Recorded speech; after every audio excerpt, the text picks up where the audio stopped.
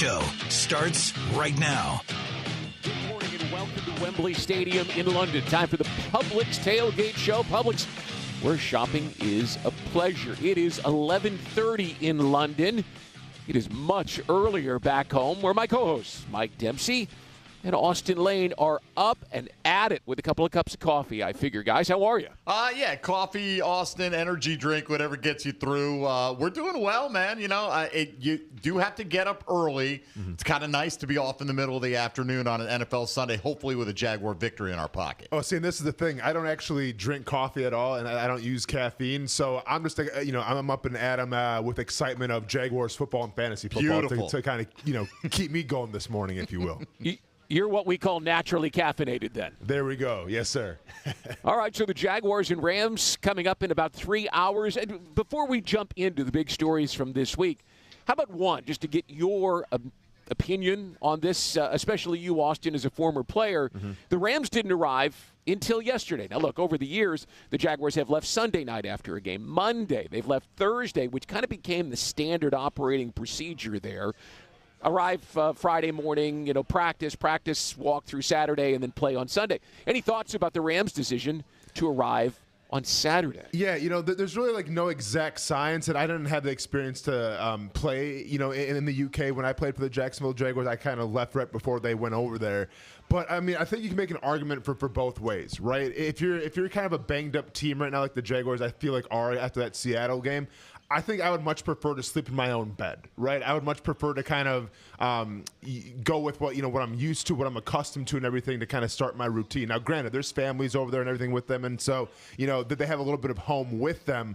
But I would probably err on the side of let's go ahead and just go with what I'm familiar with, as opposed to going there for a week and hotel beds or anything like that. Yeah, but you know what? They stayed in Baltimore after playing the Ravens last week, so it's not at home for them. And it's like Matthew Stafford said this week, guys, I've never in the middle of the second quarter gone, man, I wish I had gotten more sleep last night. I feel like the adrenaline will carry you through 3 hours of football today. No, without a doubt. Go ahead. Oh, no, that's without a doubt. I mean, at the end of the day, I feel like you can get up for a football game regardless of what time it is, regardless of what your sleep schedule is, your circadian rhythms, if you will, going to get super scientific. You're going to get up for this game regardless. Good teams play no matter where they're at. They play well. All right, let's get to the top stories. And obviously, this week, it was about all the mistakes, the penalties, the things that didn't go right for the Jaguars last week. And that mistake-laden performance cost them against the Seahawks. The head coach talked this week about beating themselves and how they have to stop doing that if they want to beat the Rams today. We know who their good players are and have a lot of respect for them. But the message this morning was we've been our game wreckers. In a lot of ways, we played some really good opponents, and we've have a lot of respect for those opponents. But until we look at ourselves and fix our mistakes, it doesn't matter who we're playing. No excuses. Let's go to work and prepare the best week we've had from a preparation standpoint. Austen, I think there's probably some exasperation with Liam Cohen. You heard it in the postgame last week. Like, after a certain point, you can only tell him so many times.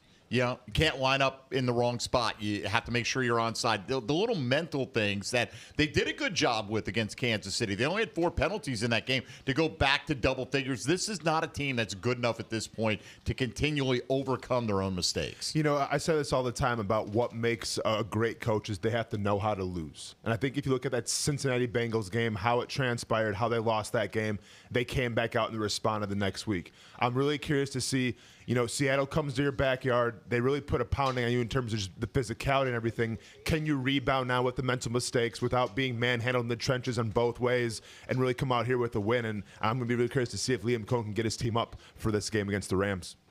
And since you mentioned that Chiefs game, Mike, Kansas City had those 13 penalties against the Jaguars on Monday Night Football, and they had none in their win over the Lions on Sunday Night Football. That's a remarkable turnaround. I wonder if the Jaguars are capable of that as a young football team. Yeah, I don't know if they are to that degree. Of course, anytime KC goes a game without a penalty, right, the conspiracy theorists all come out of the woodwork as if we were the team they picked to penalize them 13 times. But that is a shocking turnaround to go that much. Look, the Jags can do it because they did it against KC, right? You're going to have a few mental mistakes. You're going to have some physical mistakes as well, but you just can't have double digits every week. And, since we're this late in the season already, you start to realize what your identity is as a team. And I get that Kansas City game, it was perfection, right? You didn't have any penalties and anything like that. But that, to me, right now is an anomaly compared to what you've done the rest of the season. And right now, the rest of your work shows, like, you know what? There are some mental errors. There are some self-inflicted penalties that got to get cleaned up.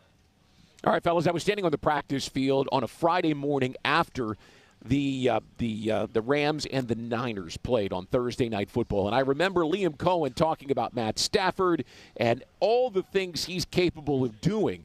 He just had such great admiration for the 17-year veteran. And so he spent some time in the defensive meeting room this week working with defensive coordinator Anthony Campanile and his staff to deal with Stafford and all the things that he's capable of doing.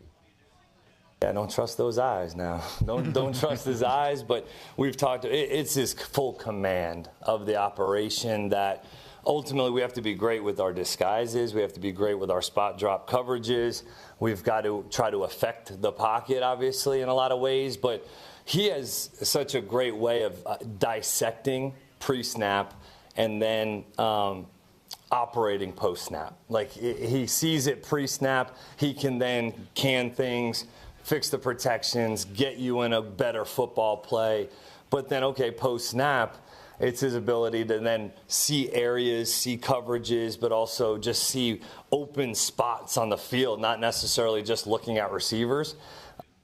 All right, so, Austen, to me, there are a lot of keys to this game. Could the Jags offensive line step up and improve their own protection? But I think making Matthew Stafford move laterally might be the number one key today. He wants to climb the pocket. He'll easily move up in the pocket. But you make him move side to side. He's not the most nimble guy anymore, and he does have command of that offense. 12 touchdowns, 2 interceptions this year. They've got to find a way to generate some consistent pressure, and Trayvon's still playing at a handicap. No, without a doubt, because when you talk about Matthew Stafford, he's almost like the last of a dying breed in terms of quarterbacks that aren't the most mobile, right? But he gets the job done. Those are hard to find these days in the NFL, and I completely agree with you. And I think with Matthew Stafford, like, he doesn't only scare you, but it's the offense that he's in as well. Because I think if you take, obviously Puka Nacua, not going to be playing this morning and everything. Huge. If any other team lost their top wide receiver, maybe the best wide receiver in the league, they're hitting the panic button right now. But it's the Los Angeles Rams, right? It's Sean McVay. It's almost like the system is going to generate another playmaker, whether it's Devontae Adams or somebody else. I just feel like the system is too big to fail. And when you have Matthew Stafford, who has the experience, who has the veteran leadership, you better get after him, because if you don't, it doesn't matter who he's throwing to. He's going to have success. All right, well, the Jaguars hope their quarterback, Trevor Lawrence, has success finding one of his receivers for more big plays down the field. Travis Hunter is the story no matter where he goes, in the United States or even here in the United Kingdom, where he was the center of media attention earlier this week. And the quarterback had some distinctive thoughts on connecting with the exciting rookie. Just because I've seen a lot of ball at this point now, and I'm throwing to him, and we have to be on the same page. There's a lot of conversations that go into each week, every game plan, trying to get dialed into so that we are just, on the same page and have that chemistry, because that's so important in a quarterback, wide receiver. So it's coming along every week. I think, he's making big improvements, and I'm finding more ways to keep him involved and get him the ball. I think that's the biggest thing. He has so much talent. Like, you got to find ways to keep featuring him just because he's so good with the ball in his hands. And, fellas, let's hear from Travis Hunter while we're at it. He is so grounded and doesn't get that diva-esque quality about him that you might expect from a top draft choice. It's very important for me to be patient. They just got to let the game come to me. Coach is trying to dial up a couple things for me, and I just got to continue to just work and just having the guys trust me, because I'm doing my job every time. So I just got to continue to do my job. Well, look, he's doing his job, but they have to get more creative in ways to get him the ball in his hands, because, Austen, every week you see Travis Hunter make a semi-spectacular play, whether it's catching a little screen pass, making two guys miss, picking up a first down, high-pointing a ball down the field. We keep hearing it's coming, it's coming. What do you think? Is this the week? I mean, listen, if not this week, then when, right? Because you talk about the Monday night game where he was featured a little bit on offense, made some big plays, made that leap and catch, obviously. And that's the frustrating part about this whole process so far. Is like on defense, they're only going to throw his way so much, right? So you can't really – you can't stand yourself out apart on defense and say, okay, this guy's a star. He's been doing his job on defense. On offense, you can game plan to get him the ball. And when the ball's in his hands, special things happen. This offense has felt a little stagnant in the past game the past couple weeks. You want to hope now on a global stage in England where they're accustomed to seeing their athletes play offense and defense in soccer, hopefully he can play some more on offense now and make some big plays. Well, another storyline this week was how the Jaguars would handle the loss to the Seahawks. They were manhandled up front, really on both sides of the ball. They struggled. So how would a team facing its first real beating last week, how would this young team respond? And the quarterback stepped up as the European media quizzed him. For us, we have to take it one game at a time, and we'll look up at the end of the season and see where we're at, see how many games we've won to put us in position for the postseason and all that stuff. But I think you have to keep that narrow focus, and you can't look at the other teams and what they're doing, and teams that are usually contenders that are losing. I think you start doing that and you start losing focus of what's in front of you, because all these games are so important. When it gets to the end of the season, you need to obviously win as many of these as you can to put yourself in position. Well, I hope last week was a shock to the Jaguars system to some degree. I mean, it was the first game this year, Austen, that I felt like, and I think most of us agreed, that they got out physical at the line of scrimmage on both sides of the ball. Guess what? The LA Rams are very similar to what Seattle brings in terms of the ability to stop the run and even better potential edge pressure today. Yeah, I think that a game like that against Seattle, because, as a former player, I always felt two ways. Either we got out schemed or we just got our butts whooped, right, in terms of physicality. And I've been in some of those games where physically you just didn't show up that game, and those stick with you, right? They're humbling experiences. You hope this team can, gather some pride about themselves now and put a better showing on that offensive line, but also that defensive line as well. And the offensive line still stinging, obviously. They get Robert Hainsey, their starting center back. That should help. And we asked the offensive coordinator how he thought the offensive line handled the criticism and obviously getting their focus in line this week for an extremely talented Los Angeles Rams defensive front. There's certainly opportunity to respond within the week when you just come in and evaluate the film and the accountability that guys take watching the film, looking at their mistakes, looking at the areas that they can improve. There's a nice balance between that as well, where you're trying to make those corrections and fix those mistakes and also move on, because you got to start to prepare for a difficult opponent, upcoming with the Rams. So we try to address that as much as we can, only really to learn from that and grow from that rather than to dwell on the past. Well, I don't know how much impact one guy makes, but I'm happy to have Robert Hainsey back. But this was, to me, not a Jonah Monheim problem as much last week. I thought the tackles were the bigger issue, particularly, with the amount of pressures they allowed. 17 quarterback hits in total on Trevor Lawrence. But having Hainsey back, he's good mentally, but he's been better physically than I expected. He's been a really physical tone setter on this offensive line. No, I mean, I really think he's kind of the glue that keeps the offensive line together, because what you don't talk about enough with the center position, like, yes, it's obviously a physically demanding job. You snap the ball and you have a 300-pound guy right in front of your face. You have to get ready to block him, but also you're the guy that's got to call out the blitzes. You're the guy that's got to set the front and everything. And I think, putting a late-round draft pick, expect him to do that, in his first start. I mean, that's a lot to ask of him, especially against a Seahawks defense that was ready to play. So you do feel a little more comfortable now with Hainsey back there, who has the experience to call, the blitzes and everything like that, and hopefully him and Trevor can get back on that connection. All right, guys, let's get a quick thought on the defense. Anthony Campanile excited to have an extra week to get Greg Newsome out on the field. They're going to need help with coverage.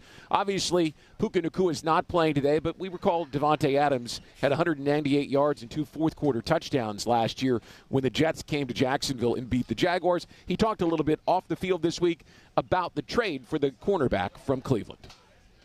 For him, really, we'd love to see his progression, and obviously get some more snaps in there, because I think he has a much better feel of it. Obviously, more than he would have after 2 days. but he's done a great job with that, man. Like, he's been in there with Ron Miles, Drew Scary, Coach Perkins. He's been grinding, and really with the other players. The players have done a great job, and he's been really, really professional and doing a ton of work. So I'm excited about getting him some more ops too. Yeah, you basically get a practice and a half in with the walkthrough on Friday. You come in, and it's like they're looking for him, right? First snap, and they send JSN deep, and Newsome probably thought he had a little safety help over the top, and it wasn't there for him, so not the first impression he's trying to make. He's a better player than that play showed. No, he is definitely a better player, and it does not help, when you think you have the back-end coverage and all of a sudden that's gone. You're kind of put on an island, and obviously you're exposed in front of the world for that play. No, like, you expect Newsome to play better today, because people don't understand this enough. Like, if you're going to come over from a different defense and learn the scheme, like, yes, granted, the defensive playbook, it's a lot smaller than an offensive playbook, but it still matters who you're playing next to, right? And it takes time to build that chemistry. It takes time to kind of build that rapport a little bit. And obviously, you saw against Seattle that rapport wasn't there. So you hope an extra couple practices, hanging out in England together, maybe going to see a Harry Potter show. I don't know what they're doing over there, but hopefully that they have some camaraderie now where they're more comfortable with each other playing in the back end. All right. Well, coming up on the Publix Tailgate Show. Honestly, from high school on up, it was really a favor from somebody else. Hey, this guy, he has something, his want to or whatever. Linebacker Dennis Gardak is a Swiss Army-style player who beat the odds to make it this far. We'll hear from him shortly. But up next, CBS Sports senior writer Pete Prisco's perspective on today's game. The Rams and Jaguars coming up from Wembley Stadium at 9:30 in Jacksonville. And you're listening to the Publix Tailgate Show on Jaguars Radio.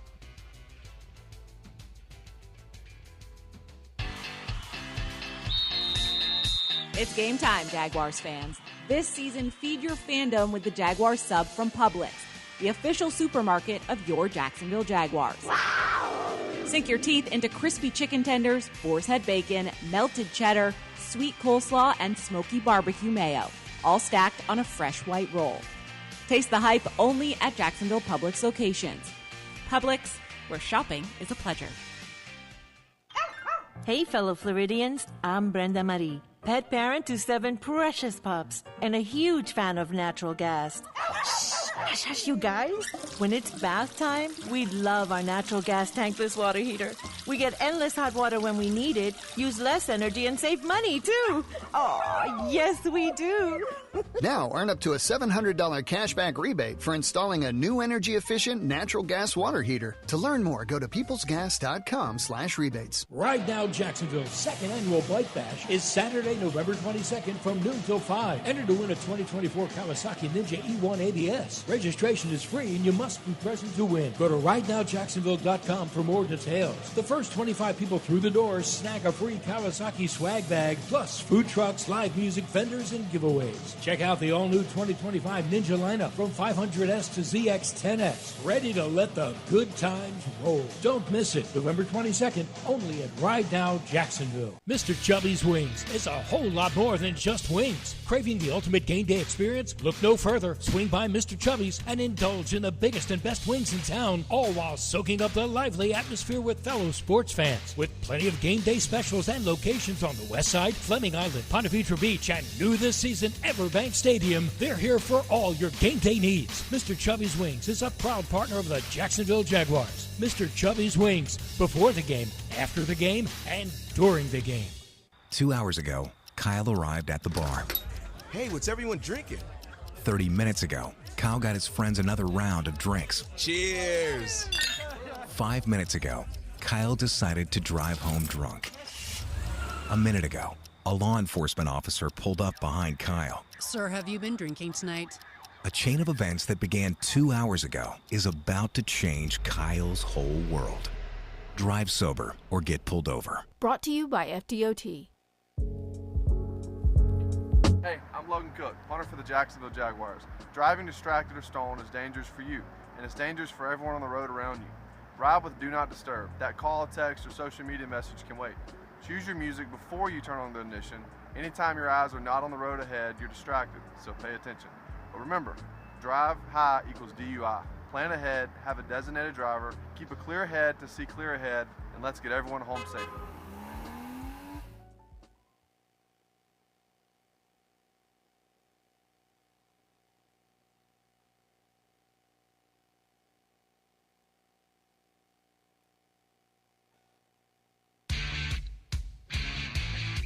Tailgate show continues from Wembley Stadium in London. I'm Brian Sexton. Mike Dempsey and Austen Lane are in the Hyundai Studios inside the Miller Electric Center in Jacksonville. 9:30 a.m. Eastern kick for the Rams and Jags from right here in London. And Mike, you sat down as you always did with Pete Prisco to talk about this next installment of the Jaguars in London. That's right, Brian. And we started with an area we've already discussed to some degree, the offensive line, and how quickly Pete thinks they can turn it around and get back to their early season form. Well, Mike, if they play like they did last week, it's going to be bad. They were awful. I mean, across the board. I thought the best player of all of them was the rookie Jonah Monheim. So I think they all have to step up their play and be much better, not only in pass protection, but in the run game. They just weren't very good last week. And if they play like that against the Rams, it's going to be a big problem. Yeah, and even though you thought Monheim played well, we get Robert Hainsey back for the Jags today, Pete. And he can make a difference, just in getting guys in sync on the protections and things like that. How big of an impact could one player's return to the line make?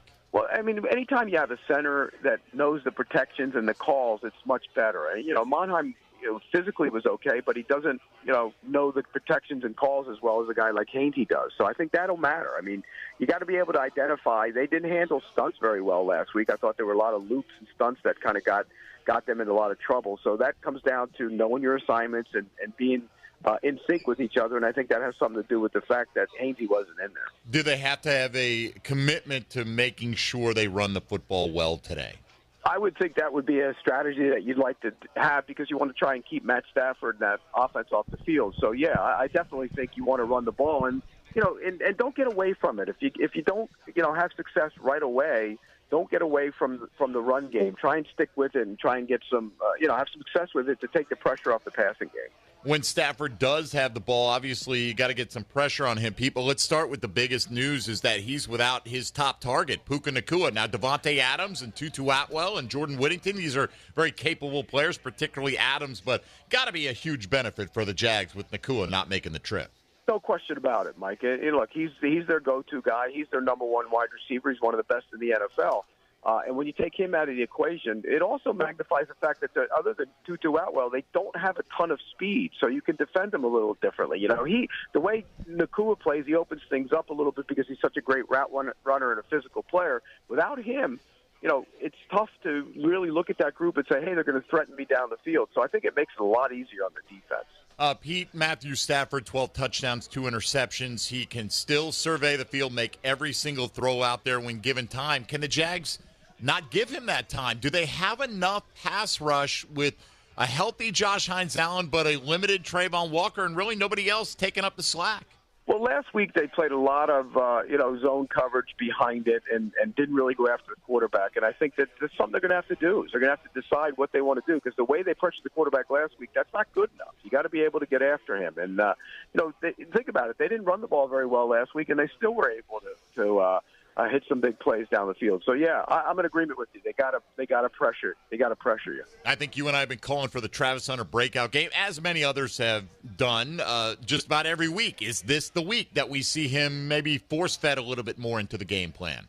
I think you have to. You have to start getting him involved down the field, and I think I seem to say that every single week. Get him involved down the field, and if they do, then I think they're going to have success throwing the football and getting him the football. You can't just throw him the quick throws all the time. Get him vertical, get him involved, and I think this is a week to actually do that. This is a game where you've got the head coach and his protege, so to speak, going against each other, and Sean McVay and Liam Cohen. Pete, is there a major advantage being the guy that spawned the other guy? Does Sean McVay have an edge in this matchup? Not unless you let him. I mean, look, Sean McVay's been around. He's got skins on the wall. He won the Super Bowl. But if you play your mentor and you allow that to become a part of it, then that's a problem. And I don't think Liam Cohen's going to. It's not like they spent years and years and years together. So I don't necessarily think that's going to be that big of an issue. And, sometimes guys get caught up in the moment and they don't be who they are. And I think Liam Cohen's smart enough to be who he is. I think sometimes we get caught up in the travel and the arrangements on this London game a little bit too much. Usually the superior team wins, but it was an interesting choice by the Rams not to go until Friday night. Pete, do you think that has an effect on the game? It's going to be tough for them. I do think that's a real challenge when you go that late in the process and have to deal with the time change. So, they adjusted on the East Coast, but now you got to go to all the way across the pond and try to adjust again. That's going to be a real challenge for them. So, to answer your question, Mike, yeah, I think it's going to be something we'll have to keep an eye on if they come out a little sluggish. All right, and finally, I read your stuff this week, as I always do at CBS Sports, so I think I know where this is going. But how do you see this game playing out? I think Jacksonville's going to win the game. I don't know why, because I think not having Nakua might be the biggest difference in the game. When he's not on the field, they're a different offense. And, again, I go back to what I said about threatening down the field. They don't really do it. And if you can limit Adams, I think you can limit that passing game. You limit that passing game, I think they have problems. Yeah, it's no question, Austen, advantage to not have Puka Nakua play for the Jags. Yeah. Mm-hmm. But last week, Seattle didn't have three other starters in the secondary, and the Jags couldn't take advantage of it because they couldn't either get the time or the receivers couldn't get open. So even though Nakua's not out there, you can't all of a sudden let Kyren Williams start going, right? And then play action opens up, and all these guys' jobs are easier. No, without a doubt, because I think Kyren Williams might be one of the most underrated backs in the entire NFL. And they do use a little bit of like Blake Corum as well, but it reminds me a lot of like Walker and Charbonnet. Like I think there's a clear, back that's the number one, and then a guy that kind of fills in a little bit. And I think Kyren Williams can be that guy because not only is he a quality back between the tackles, he's not a bad pass catcher if they depend on him as well, and they might be depending on him a little more with Puka Nakua now being out for those short to intermediate routes. All right, guys, thank you. Linebacker Dennis Gardak will be chasing the backs that you were talking about, Charbonnet and Kyren Williams. And Gardak knows them well from his time in the NFC West. Gardak is a survivor, the former undrafted rookie from Sioux Falls. Yes, the Sioux Falls Cougars. He's still standing 8 years later, and he's risen from special teams to special team standout to a whole lot more in Jacksonville, where the defensive staff uses him in a variety of roles. So I asked him after practice at the Grove this week about his first trip to play NFL football in London. Enjoying it so far. Just trying to minimize distractions, stay focused on the game, and I just finished breaking it down with the linebackers. I'm still feeling that sting from last weekend, letting us carry through a good week of practice. Liam talked earlier this week about coming over here and having extra time together after a tough loss and thought it would be beneficial. Have you seen that? Absolutely, yeah. We're all staying real close together, so extra time together, just either getting away for a little bit and coming together personally, or hey, how do you see this look, this or that? All that's happening in the lobby and in the hotel. You've been around this league long enough. There's an energy that comes with a team that believes in itself. I'm sensing that. This team was 4-13 last year. Probably didn't have a right to get to where you are right now as quickly as you have, but you've gotten there. Is there something that you feel about this team?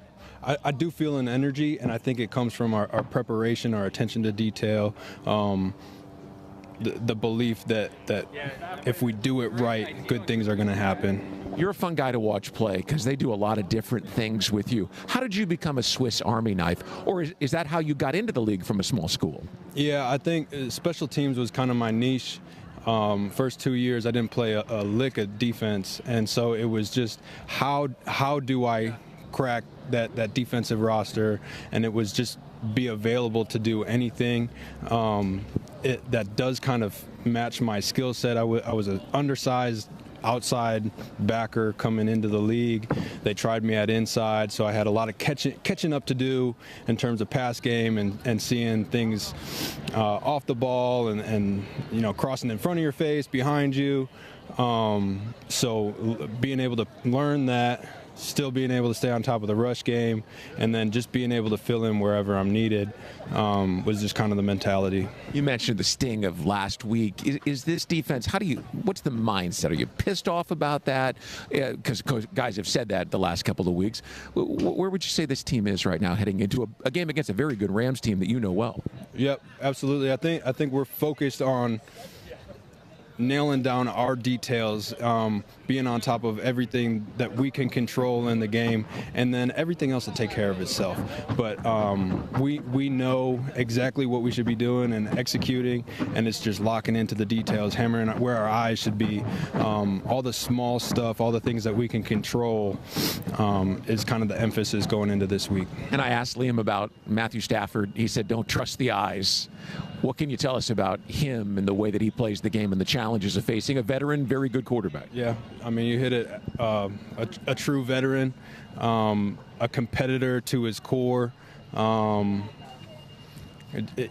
Just so detailed. Again, it comes back to you have to be on every little detail in the defensive scheme because he's going to test everywhere. He's seen every look. He's able to understand how things are moving and rotating and stuff. So it's a great challenge for us, and he's a competitor. So we have to bring everything that we have. Final thought, because I think you're a great story coming from a small school to the NFL. What does it take? Is it mental? Is it physical? How have you gotten into the league, stayed in the league, and been successful in the league? I would say my support system. I would say each step that I took from Sioux Falls, honestly, from high school on up, it was really a favor from somebody else. Hey, this guy, he has something, his want to or whatever. So I was on borrowed time from somebody else, a favor from the next person. To like, hey, I understand what he looks like, or I understand it doesn't really fit, but just give him a chance. And it was just kind of taking a step and a favor from each person. You know, I came into the league. My brother was the one that kind of gave that first favor and kind of got me foot in the door, and then Brett Fisher, and it was just all my coaches from there on out. It was just hammering out everything that I could possibly do, and then that caught the eye of somebody that was in a position that could teach me something or help get me to the next step. Hey, Austen, how about a quick thought on this guy? Yeah. As a late-round draft pick, you know how hard it is to break in and make it and stay in the league. As an undrafted guy from a small school, and the way that they use him. He's so multiple in the things that they can do. He is a fun guy to watch. Yeah, almost feels like one of my kindred spirits, if you will. Because this is the thing, being a small school guy or really coming from a town of nowhere, is that sometimes you don't really have the faith in yourself, and it takes coaches or a family member to kind of realize the potential before you realize it in yourself. And I was blessed to have great high school coaches, great college coaches that helped push me, and it sounds like he kind of had that same environment and everything like that. I don't know what they have in the water in Sioux Falls. I'm not sure if he was like grappling with grizzly bears when he was a young kid, but like it's refreshing to see, you know, his attitude and that chip on the shoulder come out on the field, right? Because it's kind of like he said, I mean, he may not be like the biggest guy, but he's not afraid to take crap from anybody. And I love the enthusiasm. I love the attitude that he brings to this defense. And I think you talk about that Seattle Seahawks game where they did get a little embarrassed. I think with guys like that on your team, it sticks with you. And when you have that long journey like he's taken, I just think having those guys that hold people accountable, that bring that attitude every single day, the lunch pail and the hard hat, those are the type of guys that you want on your defense. All right, well, coming up in about 15 minutes, Jeff Lageman and Bucky Brooks join us in the booth. But up next, like I said, all you can do here during the week is focus on football. And again, just being away just adds a different element, you know, a way for guys to kind of bond a little bit more. tight ends coach Richard Angulu on getting work done at the Grove this week in the United Kingdom. Coming up, the Jags and Rams, 9:30 a.m. Eastern Time. And you're listening to the Publix Tailgate Show on Jaguars Radio.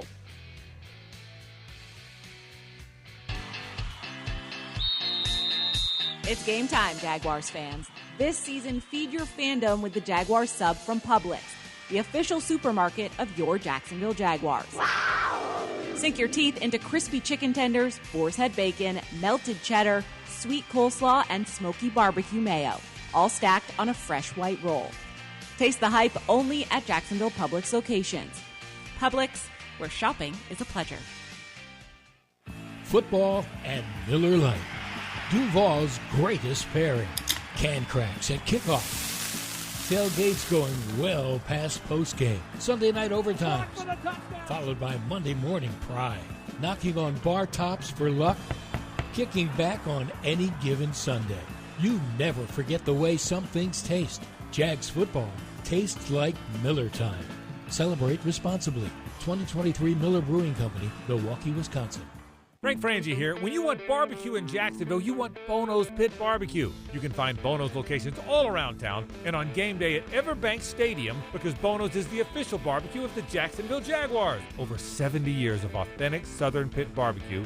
We are the local barbecue joint in BBQval for generations of people in Jacksonville. Go to bonosbarbq.com to learn more or call 904-880-8310 today. And remember, if you don't see a pit, it ain't legit.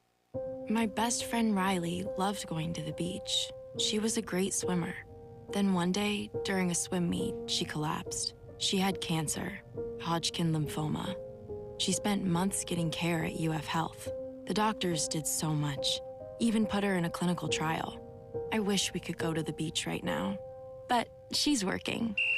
Out of the water. She's on lifeguard duty. Maybe we'll head out when her shift is done. UF Health. Human progress has no finish line.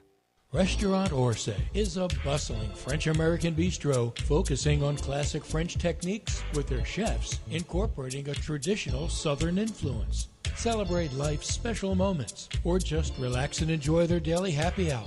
Restaurant Orsay also offers full-service catering for any of your event needs. Restaurant Orsay, located in historic Avondale at 3630 Park Street. Visit www.restaurantorsay.com.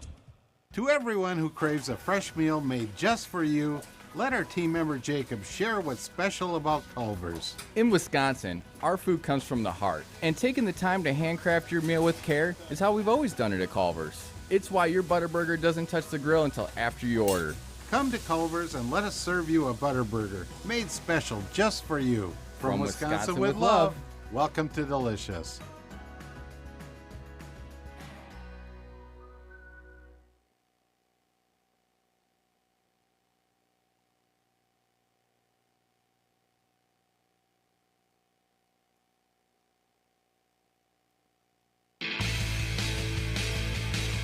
Welcome back to Wembley Stadium, where the Publix Tailgate show continues. Publix, where shopping is a pleasure. I'm Brian Sexton. Mike Dempsey, Austen Lane are with us as well from the Hyundai Studios inside the Miller Electric Center in Jacksonville.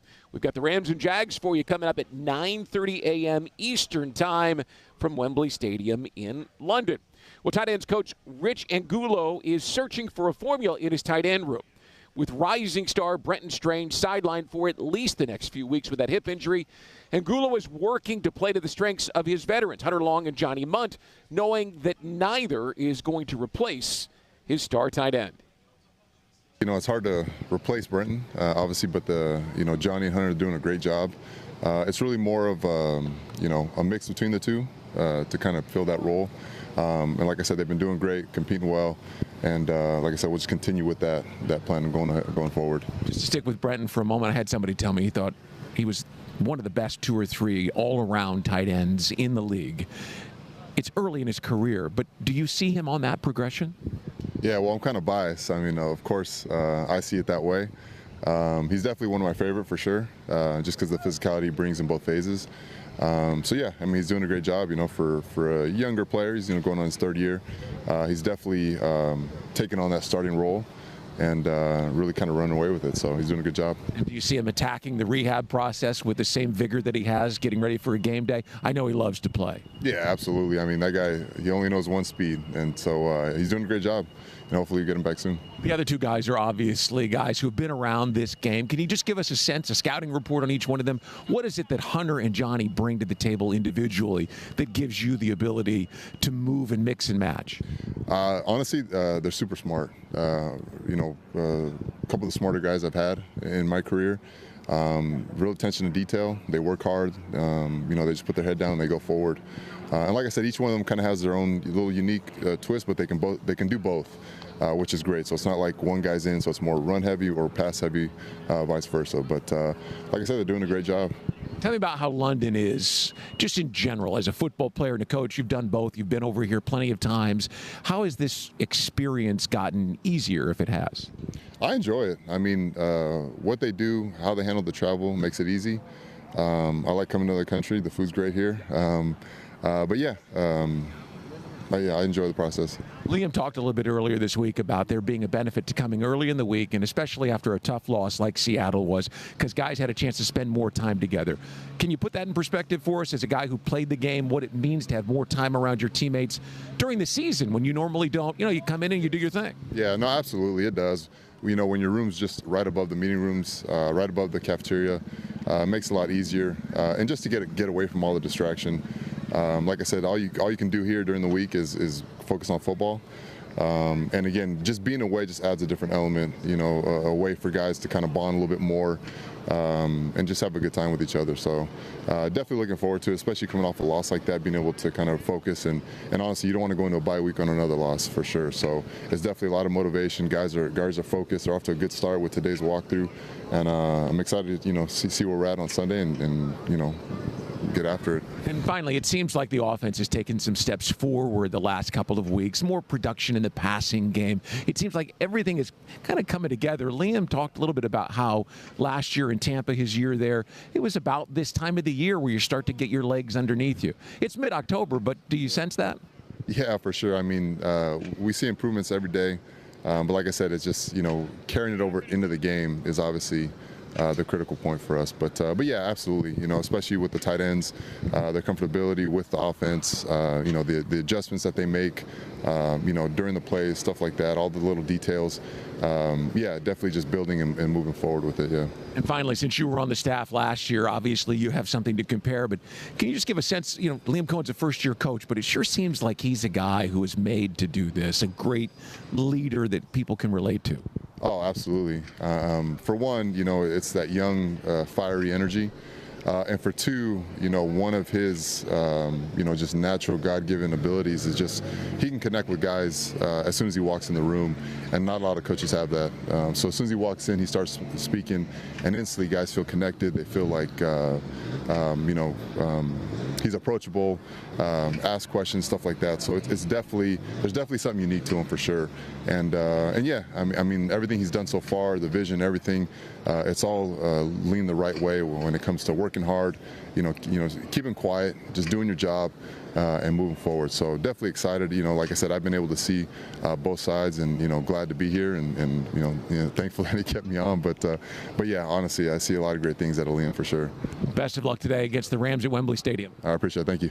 Guys, there's been so much talk this week about getting Travis Hunter involved and how long it's going to take to get Brian Thomas Jr. to look like the guy that we saw in his outstanding rookie season. And I'll offer to you that the guy that they're really missing is Brenton Strange. He just has this element, this role in the offense, both in the run game and in the passing game, where he just makes everything sort of link together well. Yeah, I mean, Brenton Strange, to me, is like the security blanket, right? And I think that was Trevor's favorite target to go to when things broke down a little bit. Brenton Strange now on the sidelines, I feel like you haven't really seen someone step up quite yet and take that role as a security blanket. Brian Thomas Jr. has showed glimpses, but, can you depend on him in and out of the game wholeheartedly? Probably not yet. And I think you see this around the league. For instance, you see this in San Francisco. When they lost George Kittle, who was a big part of that offense, Ricky Pearsall stepped up a little bit till he got hurt. But the point is that someone's got to take that mantle of the security blanket, and right now I think we're still waiting for that. Can they get more out of Hunter Long and Johnny Munt going forward, at least as pass catchers? I think they're both physical guys, and they like that aspect of the game. But do you think, Austen, that they'll be able to get more in the next few weeks? I mean, they're going to have to, right? Because there's going to be targets to go around. And I think that they can, yes, because I think the way that Liam Cohen can drop the scheme and everything is like they're going to be second and third options, right? But when you have those second and third options as a defense, you're not really thinking about those guys, right? I think Hunter Long had his touchdown simply because no one's expecting him to have the touchdown, right? So, yeah, maybe the security blanket is a guy that you're not really expecting it to be, like a Munt or a Long, but someone's got to step up and obviously help out Trevor when the pocket collapses. Jaguars and Rams coming up with a 9:30 kickoff today. Those two guys among players that all week long the conversation centered around. And, of course, we will have the opportunity to talk to Jeff Lageman and Bucky Brooks coming up in just a couple of minutes. Just one more thought, guys, and this one is esoteric to the conversation we were just having, but the kicking game today. And Cam Little in particular, who was erratic last week and mixed an extra point as well as a long field goal. There's been a light rain falling here at Wembley already. It's going to be something to watch to see if the rookie kicker can get his head into the game. Yeah, it's crazy, right? This is, along with Brian Thomas, probably the area that most Jag fans felt the most comfortable with, right? Brian Thomas clearly not going to have any issues this year. That hasn't always been the case. And Cam Little may be the best kicker in the league. He's got 70-yard range, and he does have great range, Austen. But you know how kickers are. As he's got everything you need to have a long, successful career in the National Football League, but confidence is a huge part of that. And he didn't look like he hit that 50-yard attempt with a lot of confidence against Seattle. Well, and this is the hard thing with the kicker, right? Like with Brian Thomas Jr., maybe you had a couple off games. They can scheme you ways to still get you the ball and get your confidence back up. As a kicker, you can't really scheme Go a out kicker there and either. make it. I mean, it is your job, right? And listen, let's keep in mind, like Liam Cohen, James Gladstone, they're not tied to anybody, right? So I get it. Like Cam Little showcased that 70-yard field goal, and we're all excited, and we weren't worried about him at all for this regular season. But now you have a situation of where if you're Cam Little, you got to start going out there with more confidence making kicks, because I feel like anybody on this roster, if you're not doing your job, you saw it with Tyson Campbell, they can try to upgrade the position. Yeah, it's a catch-22, Brian, too, right? I mean, the more you realize I've got to start making kicks, the more pressure you can impose on yourself. Well, that's interesting. This is his 30th game early in his second NFL season, and it's the first time we're really questioning him. A lot of times when you get a rookie kicker like he was last year, you find moments where you're wondering, and here we are in his second season for the first time wondering. We'll see what he does today. At 7:30 Eastern, hour 2 of the Publix Tailgate Show. But when we return, Jeff Logan and Bucky Brooks join us from here at our broadcast position. Rams and Jags, 9:30 Eastern from Wembley Stadium in London. This is the Publix Tailgate Show. You're listening to Jaguars Radio.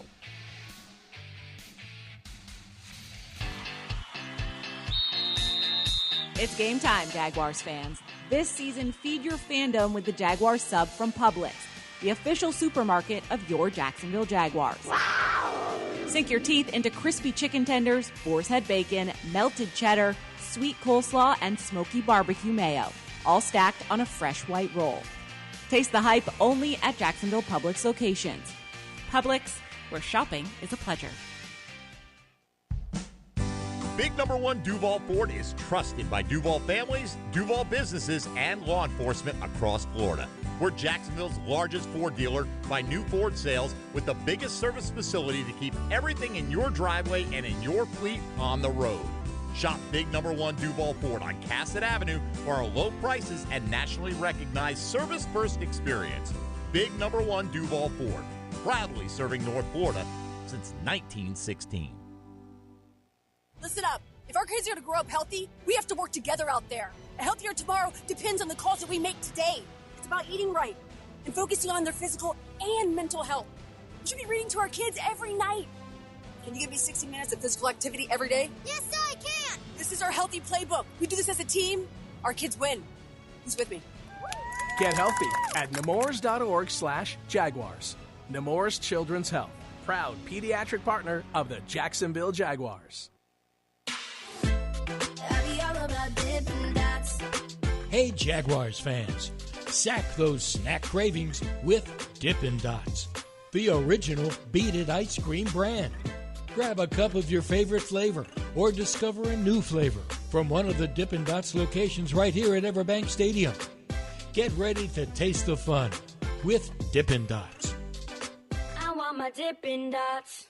Touchdown at Jaguars away games when you fly nonstop from Jacksonville International Airport. Catch epic showdowns in Cincinnati and Denver. Turn up the heat in Phoenix and Las Vegas. Support your Jaguars in divisional clashes in Houston, Nashville, and Indianapolis. View real-time parking, security, and flight updates on flyjacks.com. Whether you stick with the play call or you need an audible, they'll be your teammate every step of the way. Book your nonstop flights today. Learn more at flyjacks.com. The kick is up. It's good! Field goals for Firehouse Subs are back. That means when the Jags score from deep, you do too. Anytime the Jags score a field goal that's 40 yards or more, you can get a free medium sub with the purchase of any other medium sub online or in the app for 4 days following the game. So cheer on the Jags, watch for the big kicks, and get your buy one, get one free medium sub at participating Firehouse Subs throughout Jacksonville when you use the app. The hottest subs in Duval. See firehousesubs.com for offer terms.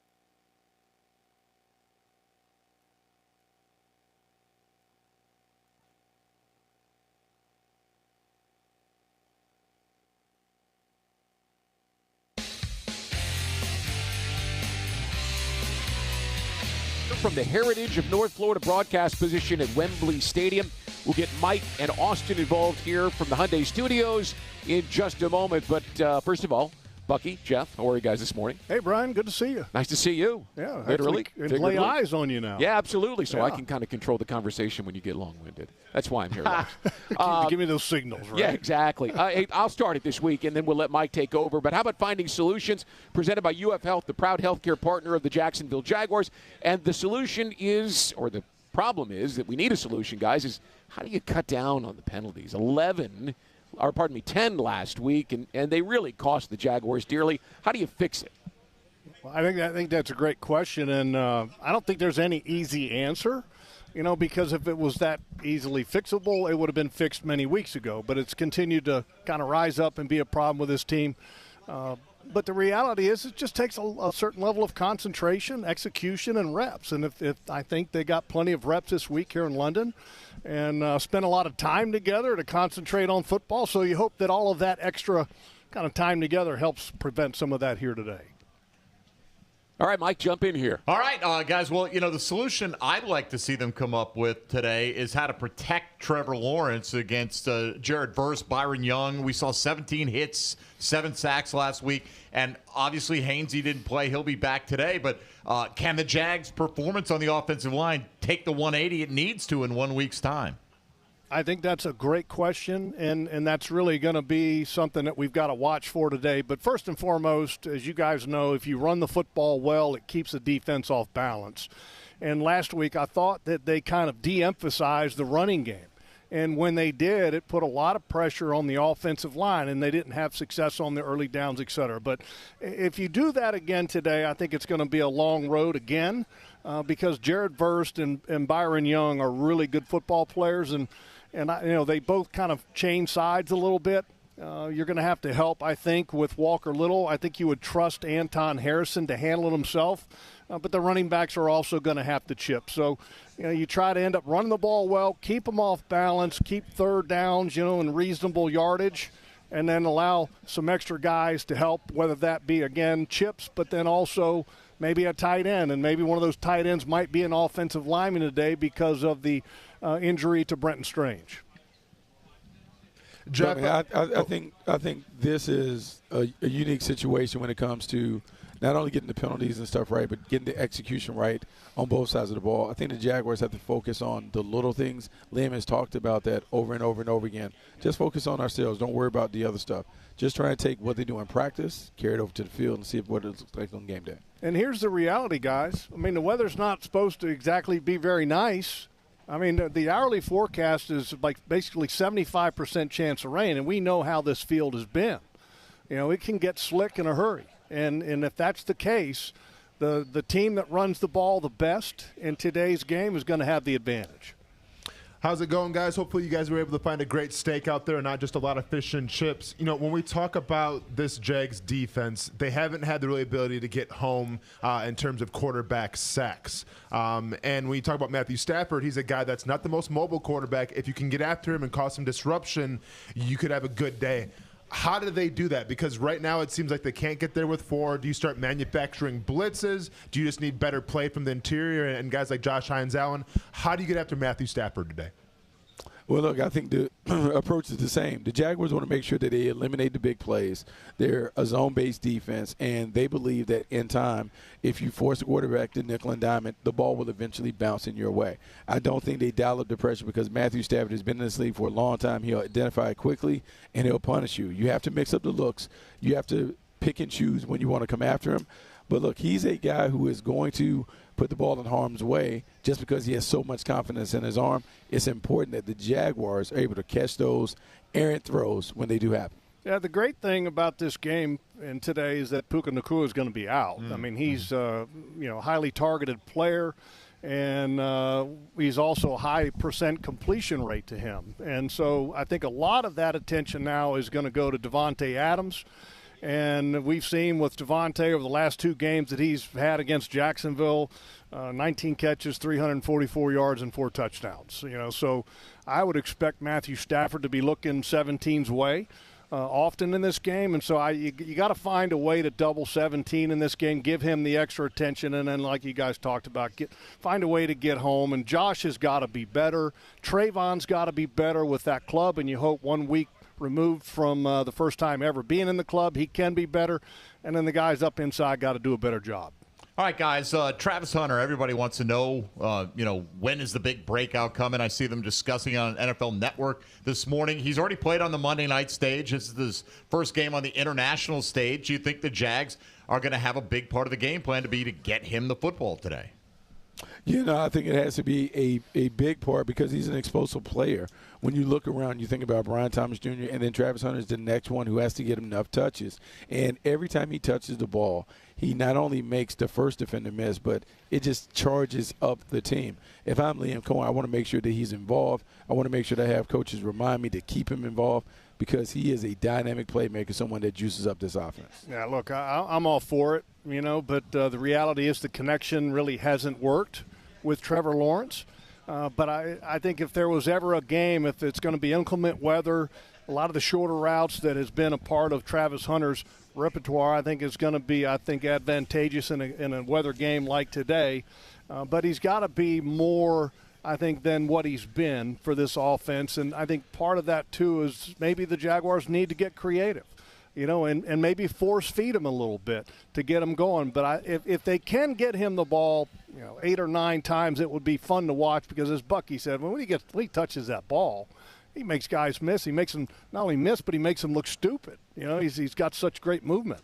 How about a quick thought on what it might do for Brian Thomas Jr. if Travis Hunter is very involved? Well, and I think it would let Brian Thomas Jr. do exactly what he does best, which is run deep and stay to the outside. We've seen when 7 works into the interior of that defense, it gets kind of loud in there, Brian. Yeah. Bucky, you know that. And, some guys, that's not where they need to kind of survive. And so let's keep Brian on the outside and go deep because I think there is going to be some opportunities deep. Yeah, there are going to be plenty of opportunities for Brian. And I think for Liam and everyone on the offensive staff, you can go into the season hoping that someone is going to be a certain way as a number receiver. But then when you see repeated evidence that maybe they're best suited to play a different way, you have to play them that way. And so Jeff talked about Brian Thomas Jr. having the major struggles when he goes inside. Well, don't ask him to go inside.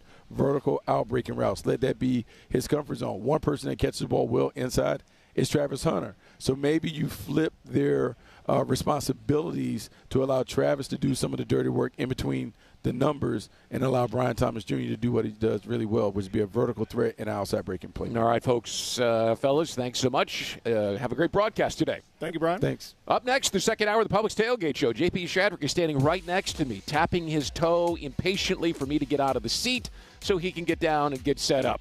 He'll have the top stories of the day and much more coming up. The Rams and Jags at 9:30 Eastern Time on Week 7. You're listening to the Publix Tailgate Show on Jaguars Radio. Jags fans, this one's for you. If you've got MyGate rewards, you're already in the game. But now you've got a shot at the ultimate prize, meeting QB1 himself, Trevor Lawrence, at Everbank Stadium with 3 friends by your side. With the MyGate Rewards Gatorade Club, every 5 Gatorade items you purchase equals 1 entry toward your chance to win. Stack them up and score big. See store for details. Gear up for the season. Gates got you. Listen up. If our kids are going to grow up healthy, we have to work together out there. A healthier tomorrow depends on the calls that we make today. It's about eating right and focusing on their physical and mental health. We should be reading to our kids every night. Can you give me 60 minutes of physical activity every day? Yes, sir, I can. This is our healthy playbook. We do this as a team. Our kids win. Who's with me? Get healthy at nemours.org/Jaguars. Nemours Children's Health. proud pediatric partner of the Jacksonville Jaguars.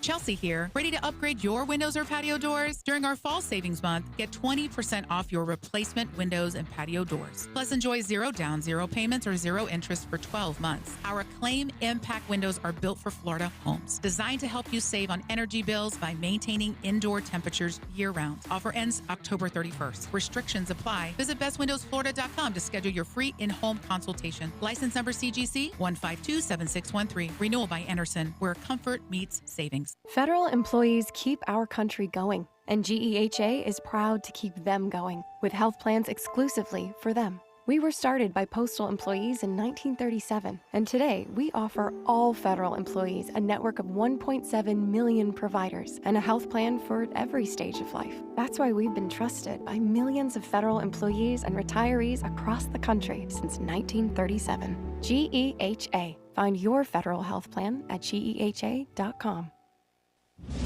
Get ready, Jacksonville. The biggest blue and gray celebration of the year is almost here. UNF Homecoming is November 12th through the 15th. Head over to the Nest for the Homecoming Parade, tailgate, homecoming game, and more. It's fun for the entire family. So swoop in and join the celebration. Find all the details and the full schedule of events at unf.edu/homecoming. That's unf.edu/homecoming. And we'll see you there. Swoop! Feeling hungry, Jaguars fans? Fuel your Duval energy with a delicious Stahlmeyer all-beef hot dog on game day as you support your Jacksonville Jaguars. Whether you're at the game or at home, it's not game day without a Stahlmeyer all-beef hot dog made in Florida. Stahlmeyer all-beef hot dogs will fuel your energy to help bring on a victory for the Jacksonville Jaguars. Stahlmeyer all-beef hot dogs are available at your local Publix supermarkets. Don't feel hungry, Jaguars fans. Fuel your energy with the official hot dog of the Jacksonville Jaguars. Stahlmeyer.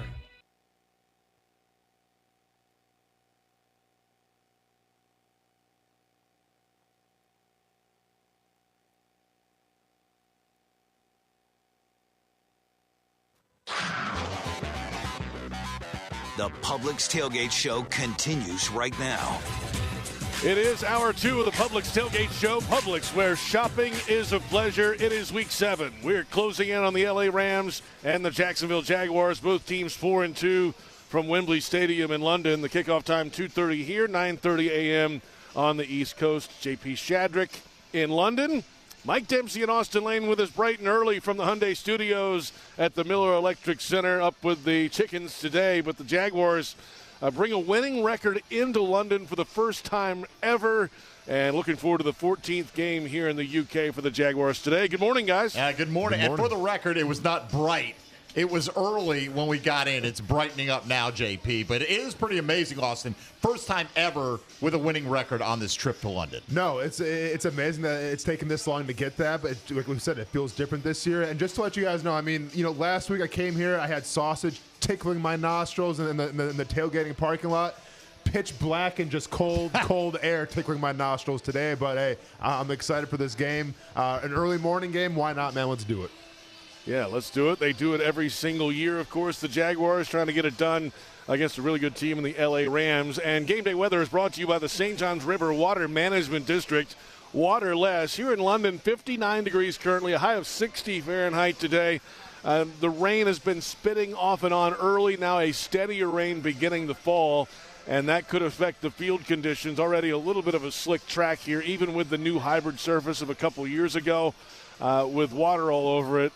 Could be one of those days today here at Wembley, and rain expected throughout the game. Let's get to some of today's top stories, starting with the Jaguars and the Rams, of course, here in London. The Rams, a perennial playoff contending team. The Jaguars know they have their hands full this week, but for head coach Liam Cohen, it starts by looking in the mirror.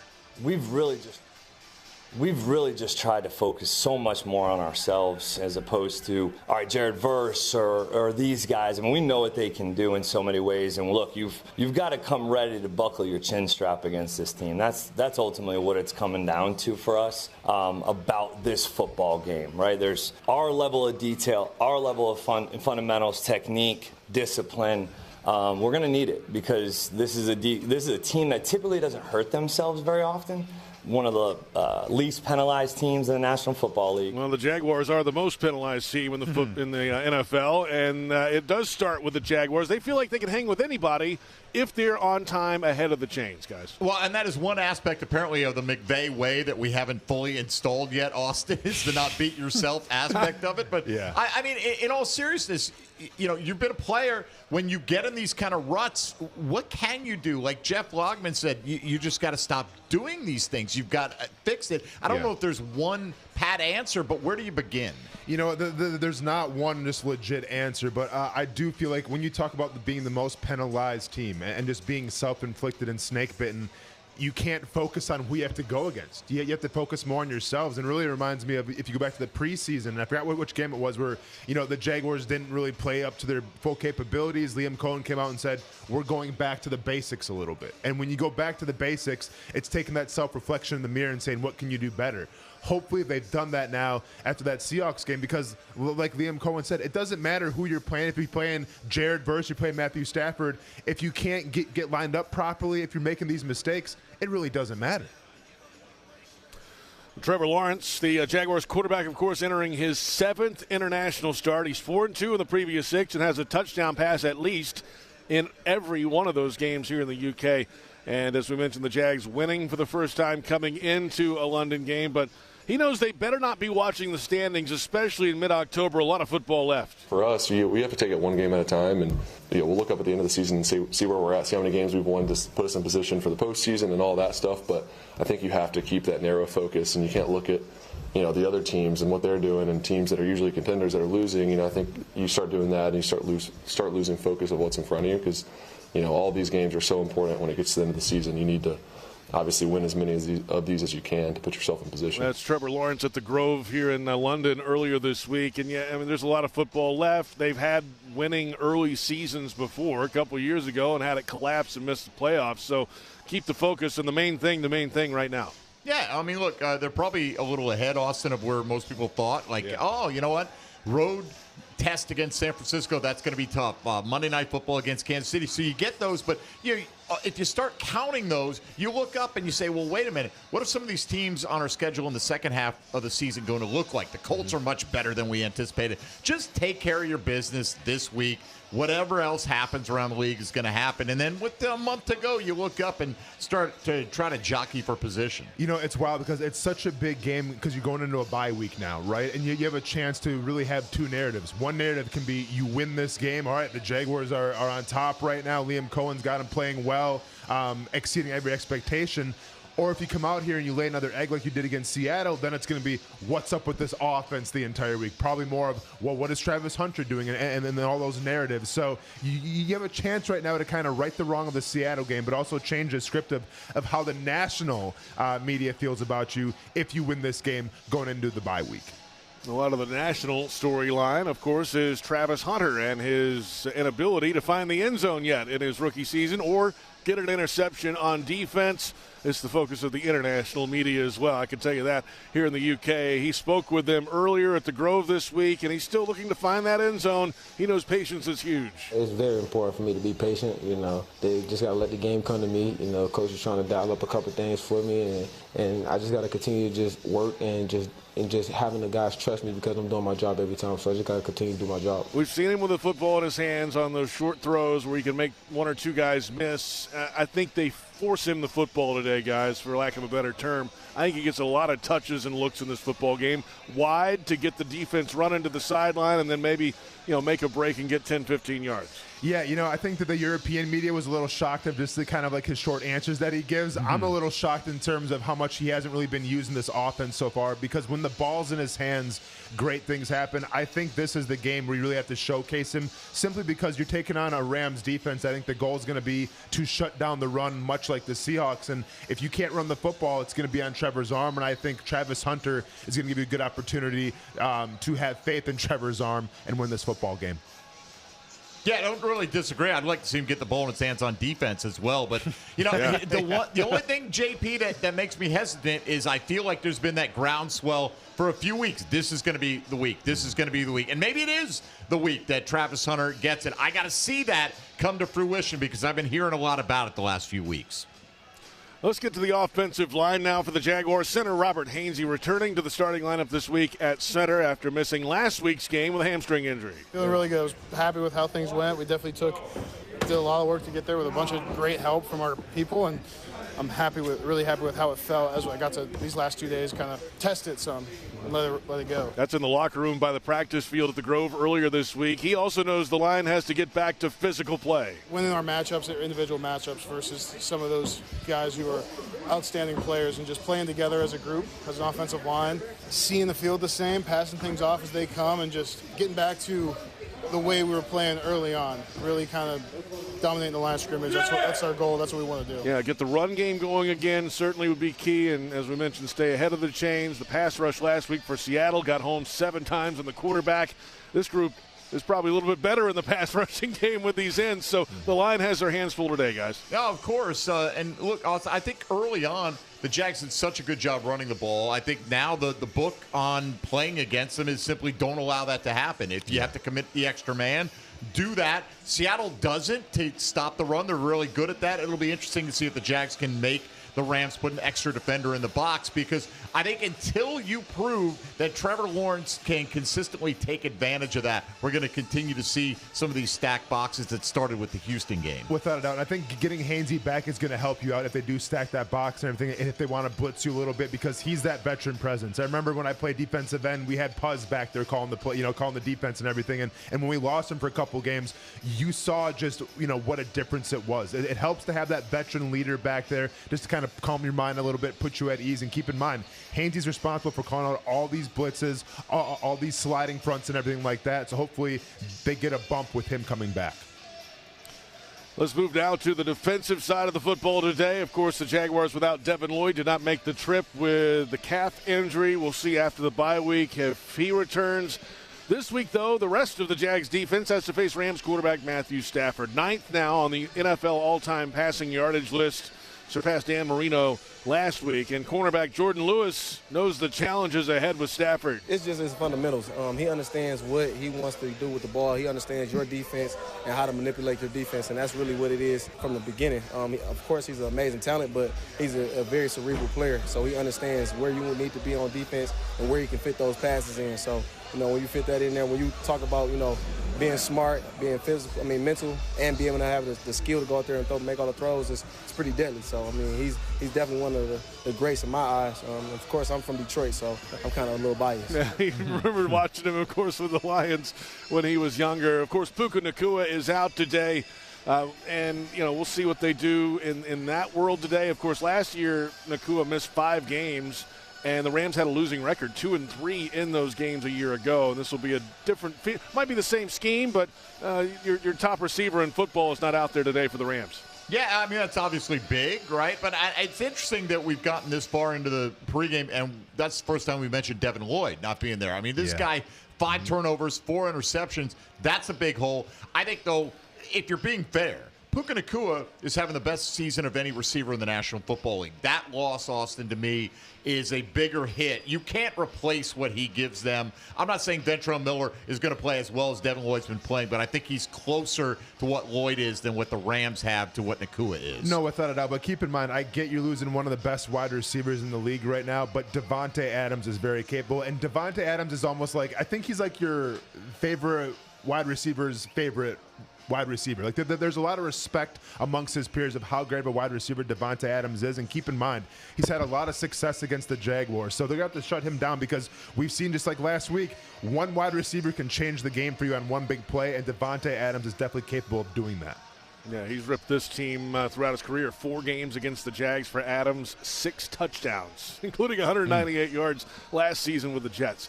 Now, cornerback Greg Newsome will become the 5th player to play 2 different international games with 2 different teams in the same season today when he suits up for the Jaguars, and he'll be the 4th to do it in London.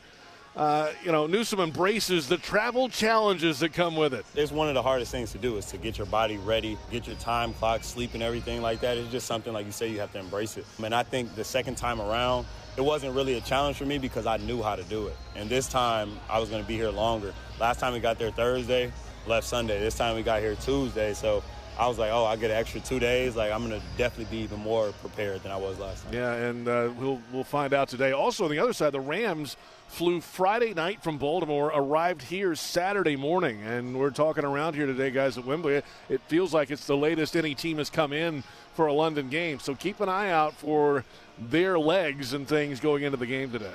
Maybe a little mid-second quarter nap. I mean, whatever they need, man. You know what? Hop in the blue tent. Nobody's looking. It is strange, though, right? I mean, it's like you're just going to – you're staying on the East Coast, so everything's a little out of whack for you anyway. Yeah. Then you fly over there and get there the morning before the game, Austen. I guess it's just like we talked about earlier. Adrenaline's going to have to carry them through. Yeah, this is going to be one of those things where, listen, if the Rams come out and beat you by 30, then everyone's going to be like, okay, well, they're onto something, right? Sports science, right? So I think everyone's kind of got their own ways of going about things. And as if you ask the Rams, they know how to do it right. If you ask the Jaguars, they know how to do it right. I guess we're going to find out in a couple hours of who actually does it better. Yeah, the Rams saying they want to try to treat it like a West Coast to East Coast trip that they do quite a lot of and add a couple of time zones to that. We'll find out here in just a little bit. That's some of the best sound of the week. We're closing in on Inactives, a little over 15 minutes away. We'll get those to you coming up. We'll look around the NFL when we come back, and we'll hear from Jags owner Shad Khan. I caught up with him yesterday in central London. He's fired up with his 4-2 start. You'll hear his conversation coming up. It's a 9:30 a.m. Eastern kickoff time for the Rams and the Jaguars, a pair of 4-2 teams at Wembley Stadium in London. And this is the Publix Tailgate Show on Jaguars Radio.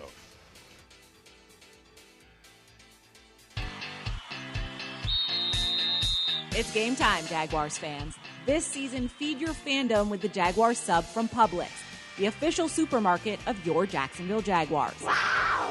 Sink your teeth into crispy chicken tenders, boar's head bacon, melted cheddar, sweet coleslaw, and smoky barbecue mayo, all stacked on a fresh white roll. Taste the hype only at Jacksonville Publix locations. Publix, where shopping is a pleasure. Is your organization ready to tackle its toughest challenges? For 3 decades, CSI Companies based in Jacksonville has been the trusted workforce partner for leading healthcare and technology providers nationwide. Whether finding the right talent for a specific job, advising on a strategic project, or offering seamless managed services, they tailor every solution to fit your needs. CSI brings trusted expertise and a people-first approach to your organization. Get the job done right. Together, we go further. Learn more at CSICompanies.com. The kick is up. It's good! Field goals for Firehouse Subs are back. That means when the Jags score from deep, you do too. Anytime the Jags score a field goal that's 40 yards or more, you can get a free medium sub with the purchase of any other medium sub online or in the app for 4 days following the game. So cheer on the Jags, watch for the big kicks, and get your buy one, get one free medium sub at participating Firehouse Subs throughout Jacksonville when you use the app. The hottest subs in Duval. See firehousesubs.com for offer terms. Jags fans, this one's for you. If you've got MyGate rewards, you're already in the game. But now you've got a shot at the ultimate prize, meeting QB1 himself, Trevor Lawrence, at Everbank Stadium with 3 friends by your side. With the MyGate Rewards Gatorade Club, every 5 Gatorade items you purchase equals 1 entry toward your chance to win. Stack them up and score big. See store for details. Gear up for the season. Gates got you. Touchdown at Jaguars away games when you fly nonstop from Jacksonville International Airport. Catch epic showdowns in Cincinnati and Denver. Turn up the heat in Phoenix and Las Vegas. Support your Jaguars in divisional clashes in Houston, Nashville, and Indianapolis. View real-time parking, security, and flight updates on flyjacks.com. Whether you stick with the play call or you need an audible, they'll be your teammate every step of the way. Book your nonstop flights today. Learn more at flyjacks.com. Listen up. If our kids are going to grow up healthy, we have to work together out there. A healthier tomorrow depends on the calls that we make today. It's about eating right and focusing on their physical and mental health. We should be reading to our kids every night. Can you give me 60 minutes of physical activity every day? Yes, I can. This is our healthy playbook. We do this as a team. Our kids win. Who's with me? Get healthy at nemours.org/Jaguars. Nemours Children's Health, proud pediatric partner of the Jacksonville Jaguars.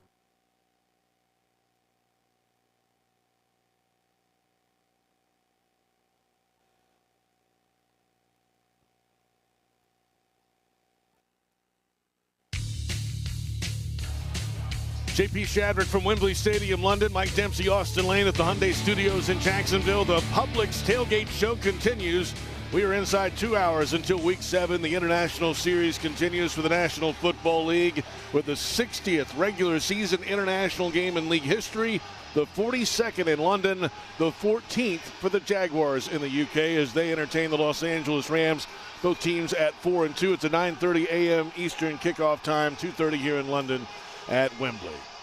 All right, let's look around the National Football League, Mike. All right, JP, we'll start in the AFC South, where the 1-5 Tennessee Titans will host the 4-2 New England Patriots at 1 o'clock Eastern time. Former Titans coach Mike Vrabel has the Patriots in first place in the AFC East in his first visit to his old stomping grounds. Tennessee just fired Vrabel's replacement, Brian Callahan, after he managed only a 4-19 record over parts of 2 seasons. Former Jaguars quarterbacks coach Mike McCoy is the interim there. The Titans will be without another former Jaguar today. Calvin Ridley ruled out with a hamstring injury. In the late afternoon window, AFC South leader Indianapolis will put their 5-1 record on the line. They'll take in the LA Chargers, who are 4-2 through 6 weeks. The Colts have bounced back with 2 straight wins after dropping their only game of the season in Week 4 versus the LA Rams, the Jags' opponent today. Finally, the 2-3 Houston Texans will look to make it 3 wins in a row. They face the 4-2 Seahawks in Seattle on Monday Night Football. The Texans coming off their bye following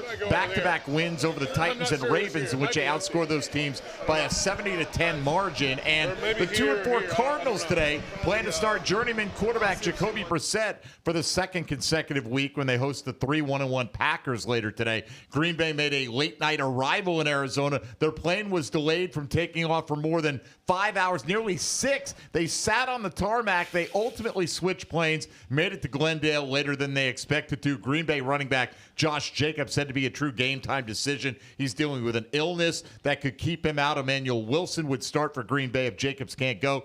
Some frontline offensive players that got cleared from injury and returning today. Dallas has CeeDee Lamb back in the fold. George Kittle's back for the San Francisco 49ers. And Marvin Harrison Jr. cleared the concussion protocol, so he is good to go for the Arizona Cardinals against Green Bay later today, JP. All right, there you have it. A look around the NFL. And, Kittle back. Good thing the Jaguars missed him the other week. I'm not upset about that, Austen. I'm not upset that Puka's not playing today, quite frankly. I'm not mad at it either. And how do you think Mike Vrabel feels, right? Like, he's going back. I mean, it's almost like, you get out of, like, a relationship and you check on her and it's like, oh, she's doing worse off than when I left. That's right. Fantastic. You feel good about it. Well, the word is, JP, that they decided the timing of getting rid of Brian Callahan was coming, and they didn't want Vrabel to come in and drop a knot on their head and have it look like they did it because Vrabel forced their hand, so they kind of preemptively moved on from Callahan, anticipating maybe a beatdown coming today. Couldn't happen to a better group, in my opinion. I'll be honest with you. Had a chance to catch up yesterday with Jaguars owner Shad Khan. It's become an annual tradition here in London at the Dorchester Hotel on Park Lane in central London. It's a decent place. Plenty to discuss, of course, especially with a 4-2 start to the season, the best record the Jaguars have had entering a London game. Well, obviously 4-2. Winning is awesome. Winning is great, but not too long ago, about a couple of years ago, we were 8-3, and then we know what happened, and I mean, there are many other precedents like that. So we got to feel good, we got to be confident, but then a lot of football to play, and so very important we don't lose track of the next 11 games. New leadership group here, of course. Baselli involved, James Gladstone, the GM, and Liam Cohen. Let's start with Cohen as a leader, as a head coach in front of that room. Seems like he has a real connection early with the team. What are your impressions of his style and how he's gone about it so far? Well, obviously it's very effective. Results speak for themselves, and I'm not just talking about wins and losses. Really how the team is connected. The transparency, the authenticity, and really to embrace the challenge. Things aren't perfect. What are we going to do? And then carrying through on that. James Gladstone, 34 years of age, was with the LA Rams, so I'm sure this game has a little more meaning to him this week here in the UK. But he's been decisive in some of the decisions building this roster. But it's a roster that needs blue-chip elite players, and you got to go make some bold moves to do that. It started in the draft, certainly moving up to number 2. But what have you liked about James Gladstone and his approach to building this team? I mean, I've liked pretty much everything about it. And the results, again, speak for themselves. But, you know, what James has really brought in, which is in a way common sense, but certainly we weren't doing it, which was you look at the attributes of a football player, you know, the speed, the weight, the height, and all those things. Brain power and their processing speed and their, you know, how they are as a team member, and are they the glue that's going to hold the rest of that. That is a very, it's not a very concrete or discrete process, but that ability to be able to anticipate that and really put it in the mix and then practicing it, and then you see the results. I think that's really like the X factor on what, you know, the team as a whole, obviously with James' leadership, is doing. Jags owner Shad Khan with us. And then there's the Baselli role. Why was that important to bring back into the mix and in the way that he's gone about his part of this organization? I think, first of all, you know, the quote GM job is just too big for one person, frankly. Football is complicated. The responsibilities are immense. And I mean, Tony, you know, his background, he's about ideal for that role, but we talked about in the past, and this was a perfect time to be able to, you know, implement that from like day one. Shad, let's get into London now. As we mentioned, the 14th game here, 11th at Wembley for the team. The Jaguars really set the tone by committing here early in the process, and now the international games have grown in the NFL. Is it still what you envisioned? And how satisfying is it to be on the ground floor like this team was in 2013, being here first? Well, I think, you know, it's done everything and more. And, you know, it's kind of interesting that, you know, we have a record number of people here from Jacksonville, really from the business community. You know, they're getting it that the NFL games have really put Jacksonville, city of Jacksonville, on a national global stage. The synergies between London and Jacksonville, whether it's, you know, economic or many other ways, job creation, being able to harness that, you know, we see that in action. So, I mean, I've enjoyed running into people, talking to them, what they do there, what they're doing here.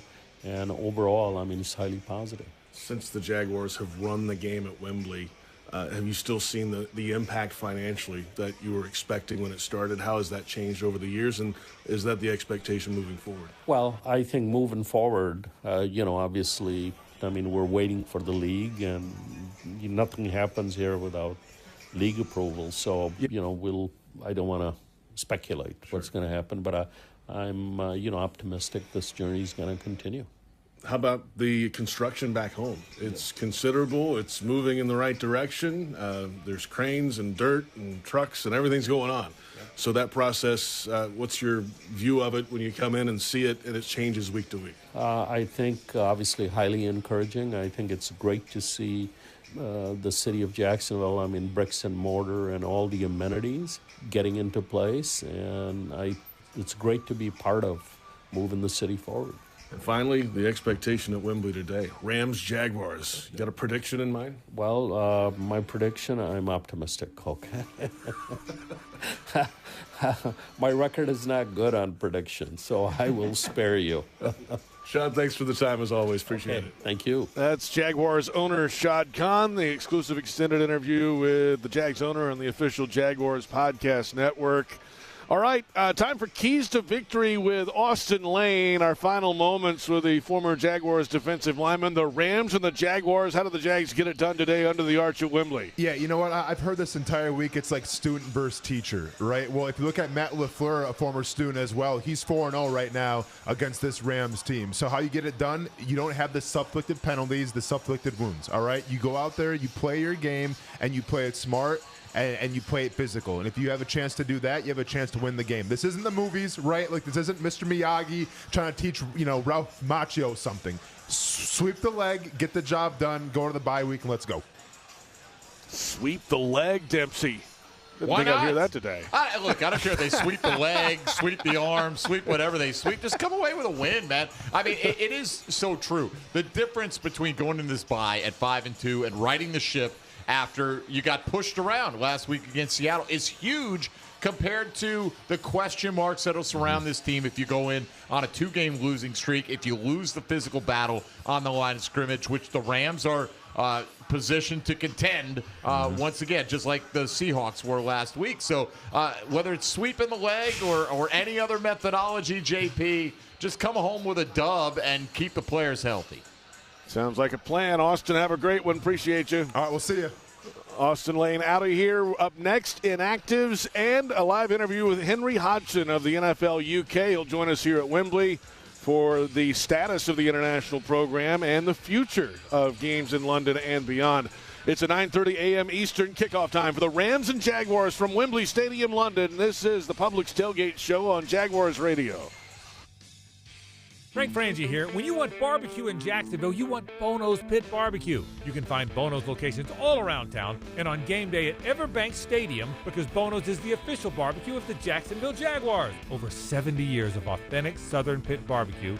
We are the local barbecue joint in BBQval for generations of people in Jacksonville. Go to bonosbarbecue.com to learn more or call 904-880-8310 today. And remember, if you don't see a pit, it ain't legit. Chelsea here. Ready to upgrade your windows or patio doors? During our fall savings month, get 20% off your replacement windows and patio doors. Plus, enjoy 0 down, 0 payments, or 0 interest for 12 months. Our Acclaim Impact windows are built for Florida homes, designed to help you save on energy bills by maintaining indoor temperatures year-round. Offer ends October 31st. Restrictions apply. Visit bestwindowsflorida.com to schedule your free in-home consultation. License number CGC 1527613. Renewal by Anderson, where comfort meets savings. It's game on, Jaguars fans, no matter where you might be. From the backyard to the beaches, the Ford F-150 with available Pro Power on board gives you the power of a mobile generator. So as long as you've got a TV and a signal, you don't have to miss another game. Just one more reason why Ford F-Series has been the best-selling truck in America 48 straight years and counting. Ford, proud partner of the Jacksonville Jaguars. See your local Ford dealer today. It's here that a tiny newborn has the heart surgery needed to save her life. It's here that a first grader learns to speak clearly and confidently. It's here that a 12-year-old athlete builds the strength to run full speed again. It's here at Wolfson Children's Hospital that answers are found, courage is shown, and odds are beaten every day. Wolfson Children's, always here. Visit wolfsonchildrens.com. Are you looking for a way to support those who serve? The Jaguars are proud to partner with VetTix, a national nonprofit doing amazing things for our veterans, service members, first responders, and their families. VetTix has given away over 30 million free event tickets nationwide to a wide range of live events, including Jaguars games. These tickets help reduce stress, strengthen family bonds, and create lifelong memories. Join us in supporting their vital work. To donate your unused tickets, discover how to become a member, or support their cause, visit vettix.org or firsttix.org today. A bold change. A historic development is underway for the Bold City, and the Jacksonville Jaguars and team partners are a part of it. Introducing First and Forward, a development partner program highlighting the significant contributions made toward the transformative efforts to the city of Jacksonville. Thank you, Belter, Brooks Building Solutions, Jackson Electric Supply, Office Images, Sims Crane, Start Tech, and People's Gas. Championing progress on the field and in the community. The First and Forward program. The First Coast Forward Together. To learn more, visit jaguars.com/forward together.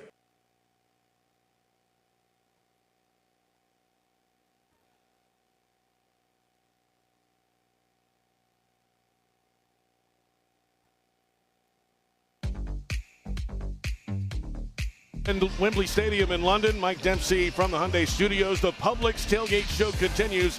Publix, where shopping is a pleasure. The LA Rams at 4-2, the Jacksonville Jaguars 4-2.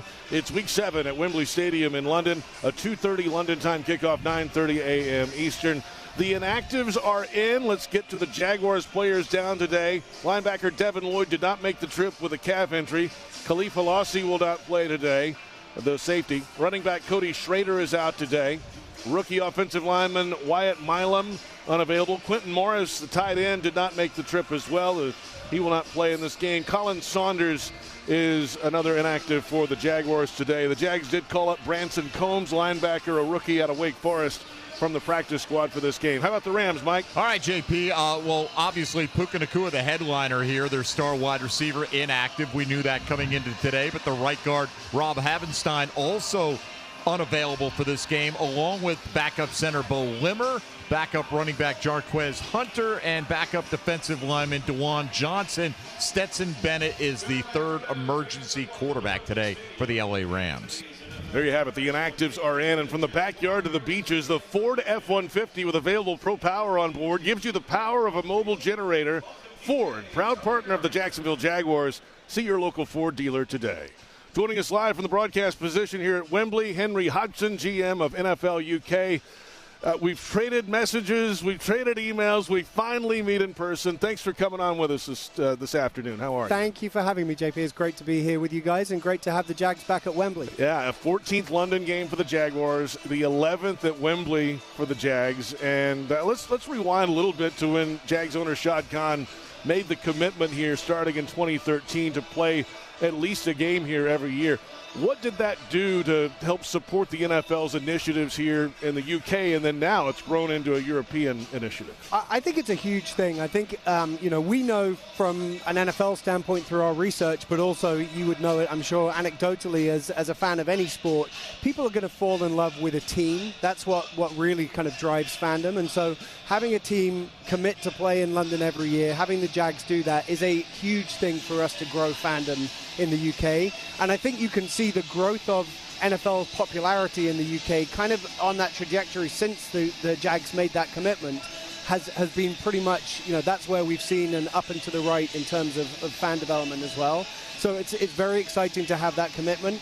And it's also led the way for a number of other teams who've seen what the Jags are doing, who've set a great example and are now looking to do the same types of things, albeit perhaps without that level of commitment of doing this every year. I see Jaguar jerseys everywhere now. That was not the case the first few years around here, and it's been good to see that grow. Now 3 games in the UK. Of course, the league has a deal with Spurs with that fantastic facility on the other side of town here, and the Jaguars here at Wembley. Is that the saturation of London? Is there more to come in the UK, or is it only going to grow in Europe from here, and maybe 3's enough in London? Well, we played for the first time in Dublin this year, so we're now on the back end of a 4-week stretch of games in the UK and Ireland. And I think when you look at the people who travelled to that game, it was quite an interesting split of fans coming from the US, fans coming obviously from Ireland, but also then a bunch of fans from the UK looking to make those trips. And I think as we've expanded the footprint of NFL games across Europe, you're really seeing people travel from Germany, from France, from Spain to all these different places. And I think UK fans going, well, let's try Dublin or Berlin or Madrid later this year. So I think for now, probably London is going to be sticking at the number that we have. But that's, we're so well connected in the UK and across Europe. I think there's a lot more opportunities in general for NFL fans to experience football around Europe. Henry Hodgson runs the show here at NFL UK, and we're here at Wembley ahead of the Rams and the Jaguars matchup. What is the most difficult part of adding a city to the ledger here? I mean, you've got years of build-up, stadium infrastructure, travel, all these things that go into getting teams across here.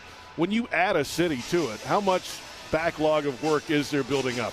Yeah, it's a big task. I was lucky enough to be part of the team that bought the first game here to Wembley Stadium in 2007, and I think that the message we were delivered in that first year was this needs to be a seamless experience for the teams, otherwise it's probably not going to happen again.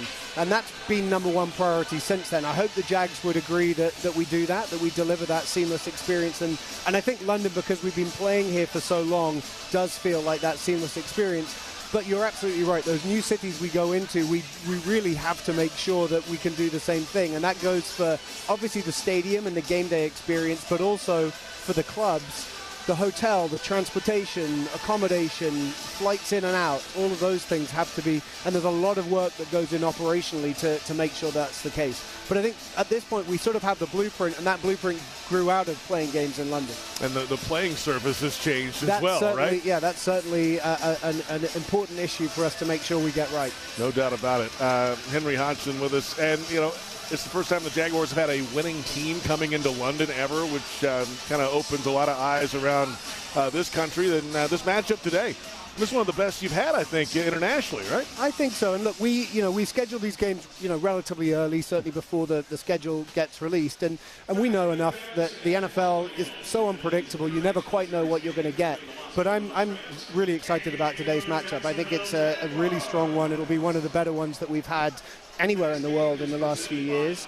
And I think, fans both back in Jacksonville at 9:30 in the morning and fans here at 2:30 in the afternoon are going to have a great few hours of football. Henry, great stuff. It's always a pleasure to be in London, and you and your staff do excellent work in making sure all the teams and everybody around the teams are set up and everything is just done at a top tier. So we appreciate it, and thanks for your time, Henry. Thanks so much, JP. Good to see you. Yeah, nice to meet you officially. We're back in a moment with Kai Stevens and John Oehser joining us here at Wembley Stadium ahead of the Rams and the Jaguars. Jaguars Radio Network coverage coming up at 1:30 today. And, of course, we'll have a fantasy forecast as well. It's a 9:30 a.m. Eastern kickoff in Week 7. And from Wembley Stadium, London, this is the Publix Tailgate Show on Jaguars Radio.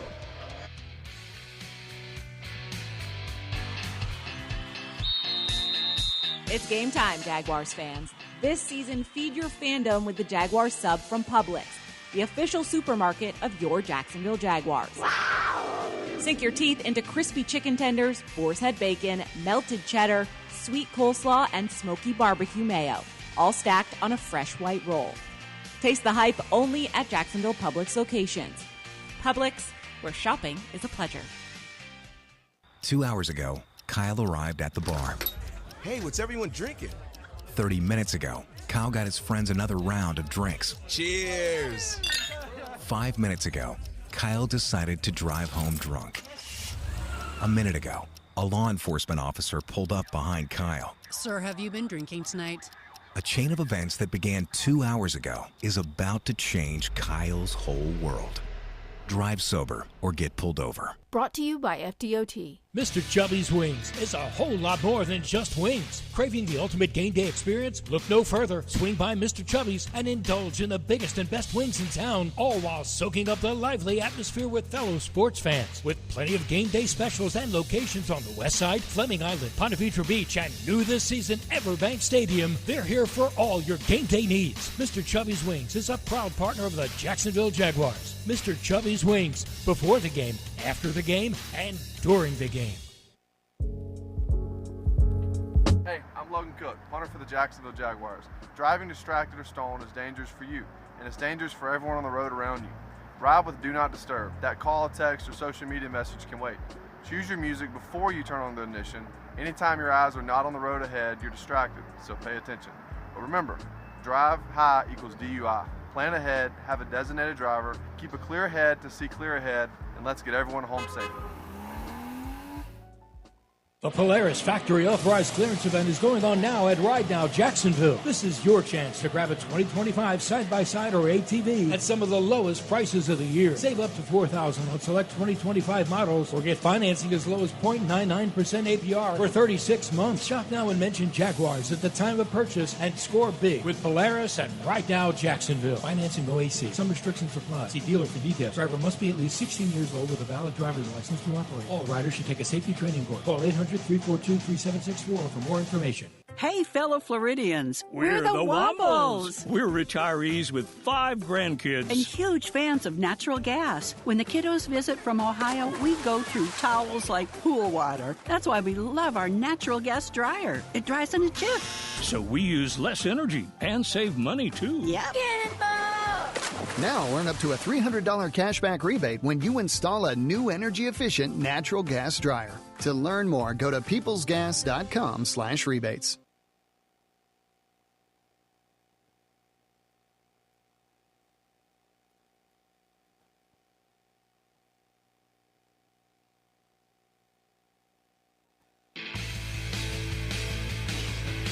This is the Publix Tailgate Show. JP Shadrick from Wembley Stadium, London. Mike Dempsey in the Hyundai Studios. The LA Rams at 4-2. The Jacksonville Jaguars 4-2. It's a kickoff time set for 9:30 a.m. Eastern under the arch at Wembley. The Jaguars playing in this stadium for the 11th time today and the 14th time all-time in London. The Rams 2-2 in international games, playing their 5th today, and we're closing in on Countdown to Kickoff on the Jaguars Radio Network coming up at 1:30 London time. What is that? 8:30 Eastern. A lot of math involved in the time zones here. It's presented by the University of Florida, the Jaguars Radio Network, of course, the #1 university in the U.S. News and World Report's #1 state for education.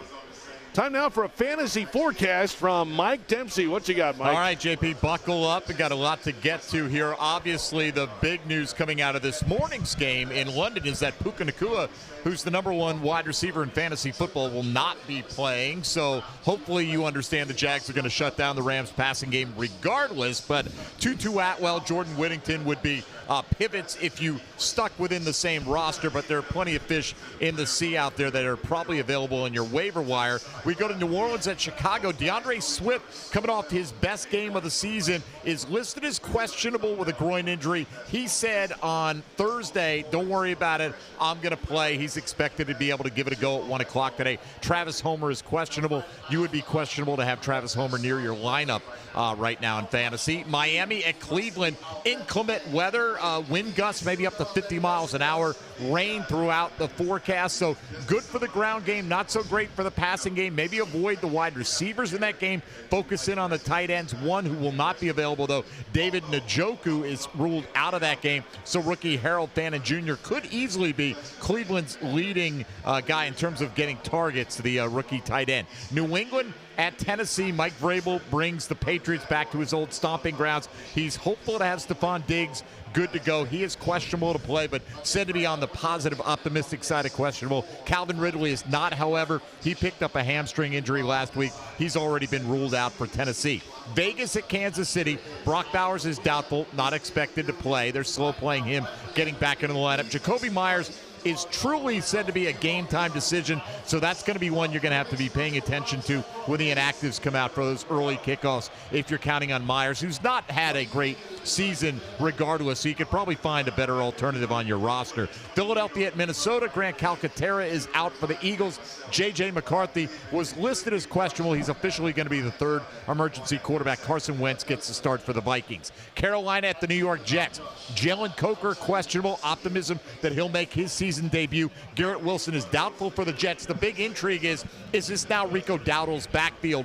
Coaching staff is not saying, but Dowdle coming off over 400 yards rushing combined over the last couple weeks. But Chuba Hubbard is back in the mix. How that's going to play out, we'll have to see today. But I think Dowdle is likely the lead back, at least for this week. Giants at Denver. Darius Slayton ruled out for New York. Indianapolis at the L.A. Chargers. Josh Downs did not get out of the concussion protocol this week. He is out, but Alec Pierce is up. Would be a decent one-for-one substitute if you had planned on playing Downs. Hassan Haskins is questionable for the Chargers, but it looks like Kamani Vidal's backfield in the absence of Marion Hampton, but it would be even more so if Haskins is unable to go today, although they do think he'll be able to play. Washington at Dallas. Deebo Samuel downgraded to out yesterday. Terry McLaurin already ruled out. Keep an eye on Zach Ertz. You'd love to play him in a great matchup against the Dallas secondary, but he is questionable to go. CeeDee Lamb returns, no injury designation for the Cowboys. Green Bay at Arizona. Josh Jacobs, questionable, said to be a true game-time decision. Emmanuel Wilson would lead probably a committee backfield if Jacobs is unable to play. This is in the 4 o'clock window, so make sure you've got a pivot. Brandon McManus, the former Jaguar, now Packer kicker, questionable to go. Kyler Murray, not expected to play today. Jacoby Brissett will get the start for the Cardinals. Arizona, like Jacksonville, has a bye next week, and Murray hopeful to return in Week 9. Marvin Harrison Jr. did clear the concussion protocol, so he'll play. No Amari DiMarcado, he's ruled out. Sunday Night Football, Darnell Mooney is questionable to play. Ricky Pearsall and Brock Purdy out for the Niners, but George Kittle makes his return off the injured reserve list. And then the Monday night doubleheader, Bucky Irving and Chris Godwin both out for the Buccaneers. Emeka Egbuka and Mike Evans are both questionable. There is some hope that each can suit up tomorrow. Evans did get into full practice yesterday. He's missed several games with a hamstring injury. And then finally, Houston at Seattle. Former Jaguar Christian Kirk re-aggravated the hamstring tweak he had earlier in the season. He's already been ruled out for the Houston Texans. There you have it. Fantasy forecast is in for week number 7, and the Jaguars broadcast booth is presented by Heritage of North Florida, Jacksonville's premier roofing and remodeling company. And we are here at Wembley Stadium in London with John Oehser and Kainani Stevens joining us live now ahead of this Rams-Jaguars matchup. We heard from Henry Hodgson of NFL UK. It's one of the best matchups they've had here in London all time, with both teams 4-2, the best Jaguars team that has been here. And John, here we go, under the arch one more time. Well, it might be the best matchup, especially when you consider the two records and then the storylines involved with the Rams and the Jaguars having such close ties. Shad Khan almost bought the Rams back in the day. So for an inter-conference or for a conference rivalry, you know what I'm trying to say, it has some storylines that are very intriguing. Plus, I think it's going to be a great game, Kai. Gosh, I hope so. I think the weather gives it a little drama, the atmosphere. We love to play in London and just kind of get the aura of this. And as you mentioned, I think for me, the coaching matchup is pretty cool. You have to mention the GM matchup as well, because James Gladstone worked under Les Snead in LA when he came here as well. So you can see he's trying to build his version, not necessarily the Rams exactly, but kind of build his version of that here in Jacksonville. So the whole thing is pretty cool to see. I'm excited. I feel we're only a couple games into this new regime, so not sure exactly what it's going to look like, but I think if we look at what these two organizations look like in a couple of years, it'll be really cool. Yeah, I think the GM thing, maybe you don't feel it entirely yet, but I think by 26, 27, this is going to look a lot like the Rams just because the philosophies are so similar. All right, what is the bigger miss today? Devin Lloyd not being for the Jaguars defense, or Puka Nacua not being for the Rams offense? What do you think? Oh, I would say Puka. I mean, just because he's such a defining characteristic of that offense. And I only say that with no offense to Devin Lloyd. He has done it for a lot longer and is a lot more established. Devin Lloyd's played really well for 4 games. Seems like Puka, I know he's young, but it seems like he has been a mainstay forever. So I would go that direction, and Kai, because I think Ventrell Miller can fill in for Lloyd very well, maybe absent the huge turnover. I'm not sure you can count on what Lloyd was doing every game anyway. Yeah, I agree with John. Puka's the bigger loss just because of, he's one of the best players in the league. When you lose somebody like that, that's a huge loss. I will say on defense, what's going to be missed from Devin Lloyd this season is the turnovers, the takeaways he's had, but also he's around the ball all the time, whether it's forcing a fumble, just his ability to kind of fly around like we've seen. Ventrell Miller can certainly do that, but where I was seeing Devin Lloyd kind of make an impact, he was around the quarterback a lot. He was around, obviously in the run-stop game, getting interceptions, whatnot. So he was a little bit of everywhere. I think that was what was kind of holding it together. We saw last week they didn't get a takeaway, and that was their worst game on defense that we've seen so far. So hopefully they can get back to that. The conditions here are a little bit messy today, so maybe they'll have that opportunity, because getting an extra possession in a game like this could be huge. I'm curious about Lloyd, Ventrell Miller, JP, because remember, I kind of thought he might start. I mean, he was playing well enough, and I think he's a legitimate starter in this league. Certainly feels like he is. His first opportunity this year, if you had watched him last year, you would have thought this guy is ready to be a really good linebacker in this league. So maybe he's one of these guys who takes full advantage of his opportunity. John Oehser, Kai Stevens joining us from Wembley Stadium in London. Liam Cohen this week, and every week, has a game wreckers meeting where they show players on the other team to watch out for and guys that are elite, and here's the guys that can really beat you. Well, this week he showed the Jaguars in that meeting. A lot of pre-snap issues, a lot of mental mistakes, Kai, and it's really up to the Jags. Robert Hainsey's back at center. Yeah. Not that Monheim was bad last week, but more of a veteran presence on the offensive line might help cool things down, at least pre-snap. Here's hoping, right? Because they've had some of these issues throughout the first 6 games that we've seen. And for me, it's it's those motions. I know they've gotten a little bit better, but then it kind of went off the rails last week because they couldn't run the ball, and then everything went to the pass game, and that's when we saw a lot of those problems, especially with the pass protection. So for me, I'm hoping that consistency from Robert Hainsey will kind of bring everybody together a little bit, because if we see an offensive line performance like we saw last week, the Jaguars are not going to have any ability to get anything going on offense, and this could be a blowout. So for me, offensive line play, and this one is going to be huge, and that includes not making any careless penalties and getting themselves in disadvantageous positions where they're behind the sticks and really trying to force things when they shouldn't have to. Yeah, I thought Liam saying that this week about the game, the game wreckers, I thought that was the quote of the week. Sure. And I think that's the storyline of the week. They've been talking about it and emphasizing it all year, but I don't know that they have sort of put it to the front burner the way they did this week. And a lot of times in this league, coaches will tell you, when you work on something all week and really emphasize it, you don't have time to do everything, but the thing that you focus on, they expect to see results. I've been saying all week, you can't win in this league if you're walking backward between plays on offense. So if they can cut that out and not be facing all these third and double digits, then I think the offense runs a lot better and you have fewer sacks. Travis Hunter stepped up on the big Monday Night Football stage, had the big 44-yard catch jumping over guys, a pass defense in that game. This is an international stage today. So, Kai, what do you expect from Travis Hunter in this football game? I think we'd all love to see some more of him on offense. I don't know what the game plan is going to be with the weather today. I know they want to get him involved. I'm also excited to see if he can play a little bit more on defense. We haven't seen him as much on defense lately. I know there's been some movement around there, obviously trading away Tyson Campbell, bringing in Greg Newsome Jr., but Travis can be so effective on defense when he's out there, and obviously with this wide receiver core on the Rams, I think that could be where you may see an impact, maybe a takeaway there. We still haven't seen that yet from Travis Hunter, but he's so good on defense, having his ball skills he has as well. If he can turn around and get a takeaway, that could be where he impacts the game most today. Yeah, I think at some point this season you're going to see Travis standing in the end zone when the Jaguars defense is running to chase him and do the little video board thing. Right. I don't know if it's today, but sort of like penalties earlier. They've been talking a little about getting Travis more involved offensively. They want to do it. It's been such an impact. At some point, he's going to stand in the end zone after a great play. I guess I'm tired of predicting it, but I do feel like at some point they're going to figure out how best to get him the ball in space. Maybe it's today. I'll go ahead and say it, JP. Yeah. I predicted Travis touchdown on one side of the ball or the other. Lock it up.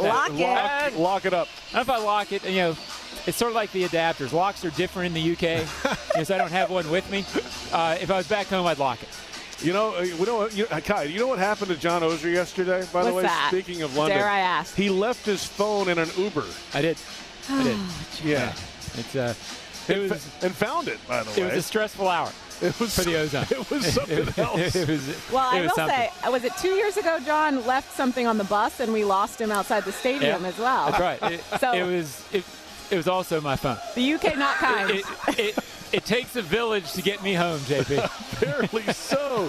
Only a few hours remaining for John Oehser in the UK. Kai, what's the best thing you saw in London this week? I don't know. I just enjoy kind of where we stay out in the country. That's very serene, and I get a little bit of fall out of it. So the leaves change colors, a little colder, and this is football weather for me. So I'm just excited to see them play today. This is John's kind of week. Easy choice for me. My Uber driver driving back to the Dorchester with my phone. That was the best sight of London. No doubt about it. Y'all have a great day today. Appreciate it. JP, thanks. John Oehser, Kai Stevens joining us, and of course, Jags AM. Monday, Wednesday, Thursday mornings throughout the season on Jaguars.com and Jaguars YouTube. Up next, Jaguars Radio Network coverage with Countdown to Kickoff. Brian Sexton will take you the rest of the way with the top sound. We'll have a visit with Jags owner Shad Khan, Fred Taylor's take, and much more. Thanks for listening to the Publix Tailgate Show on Jaguars Radio.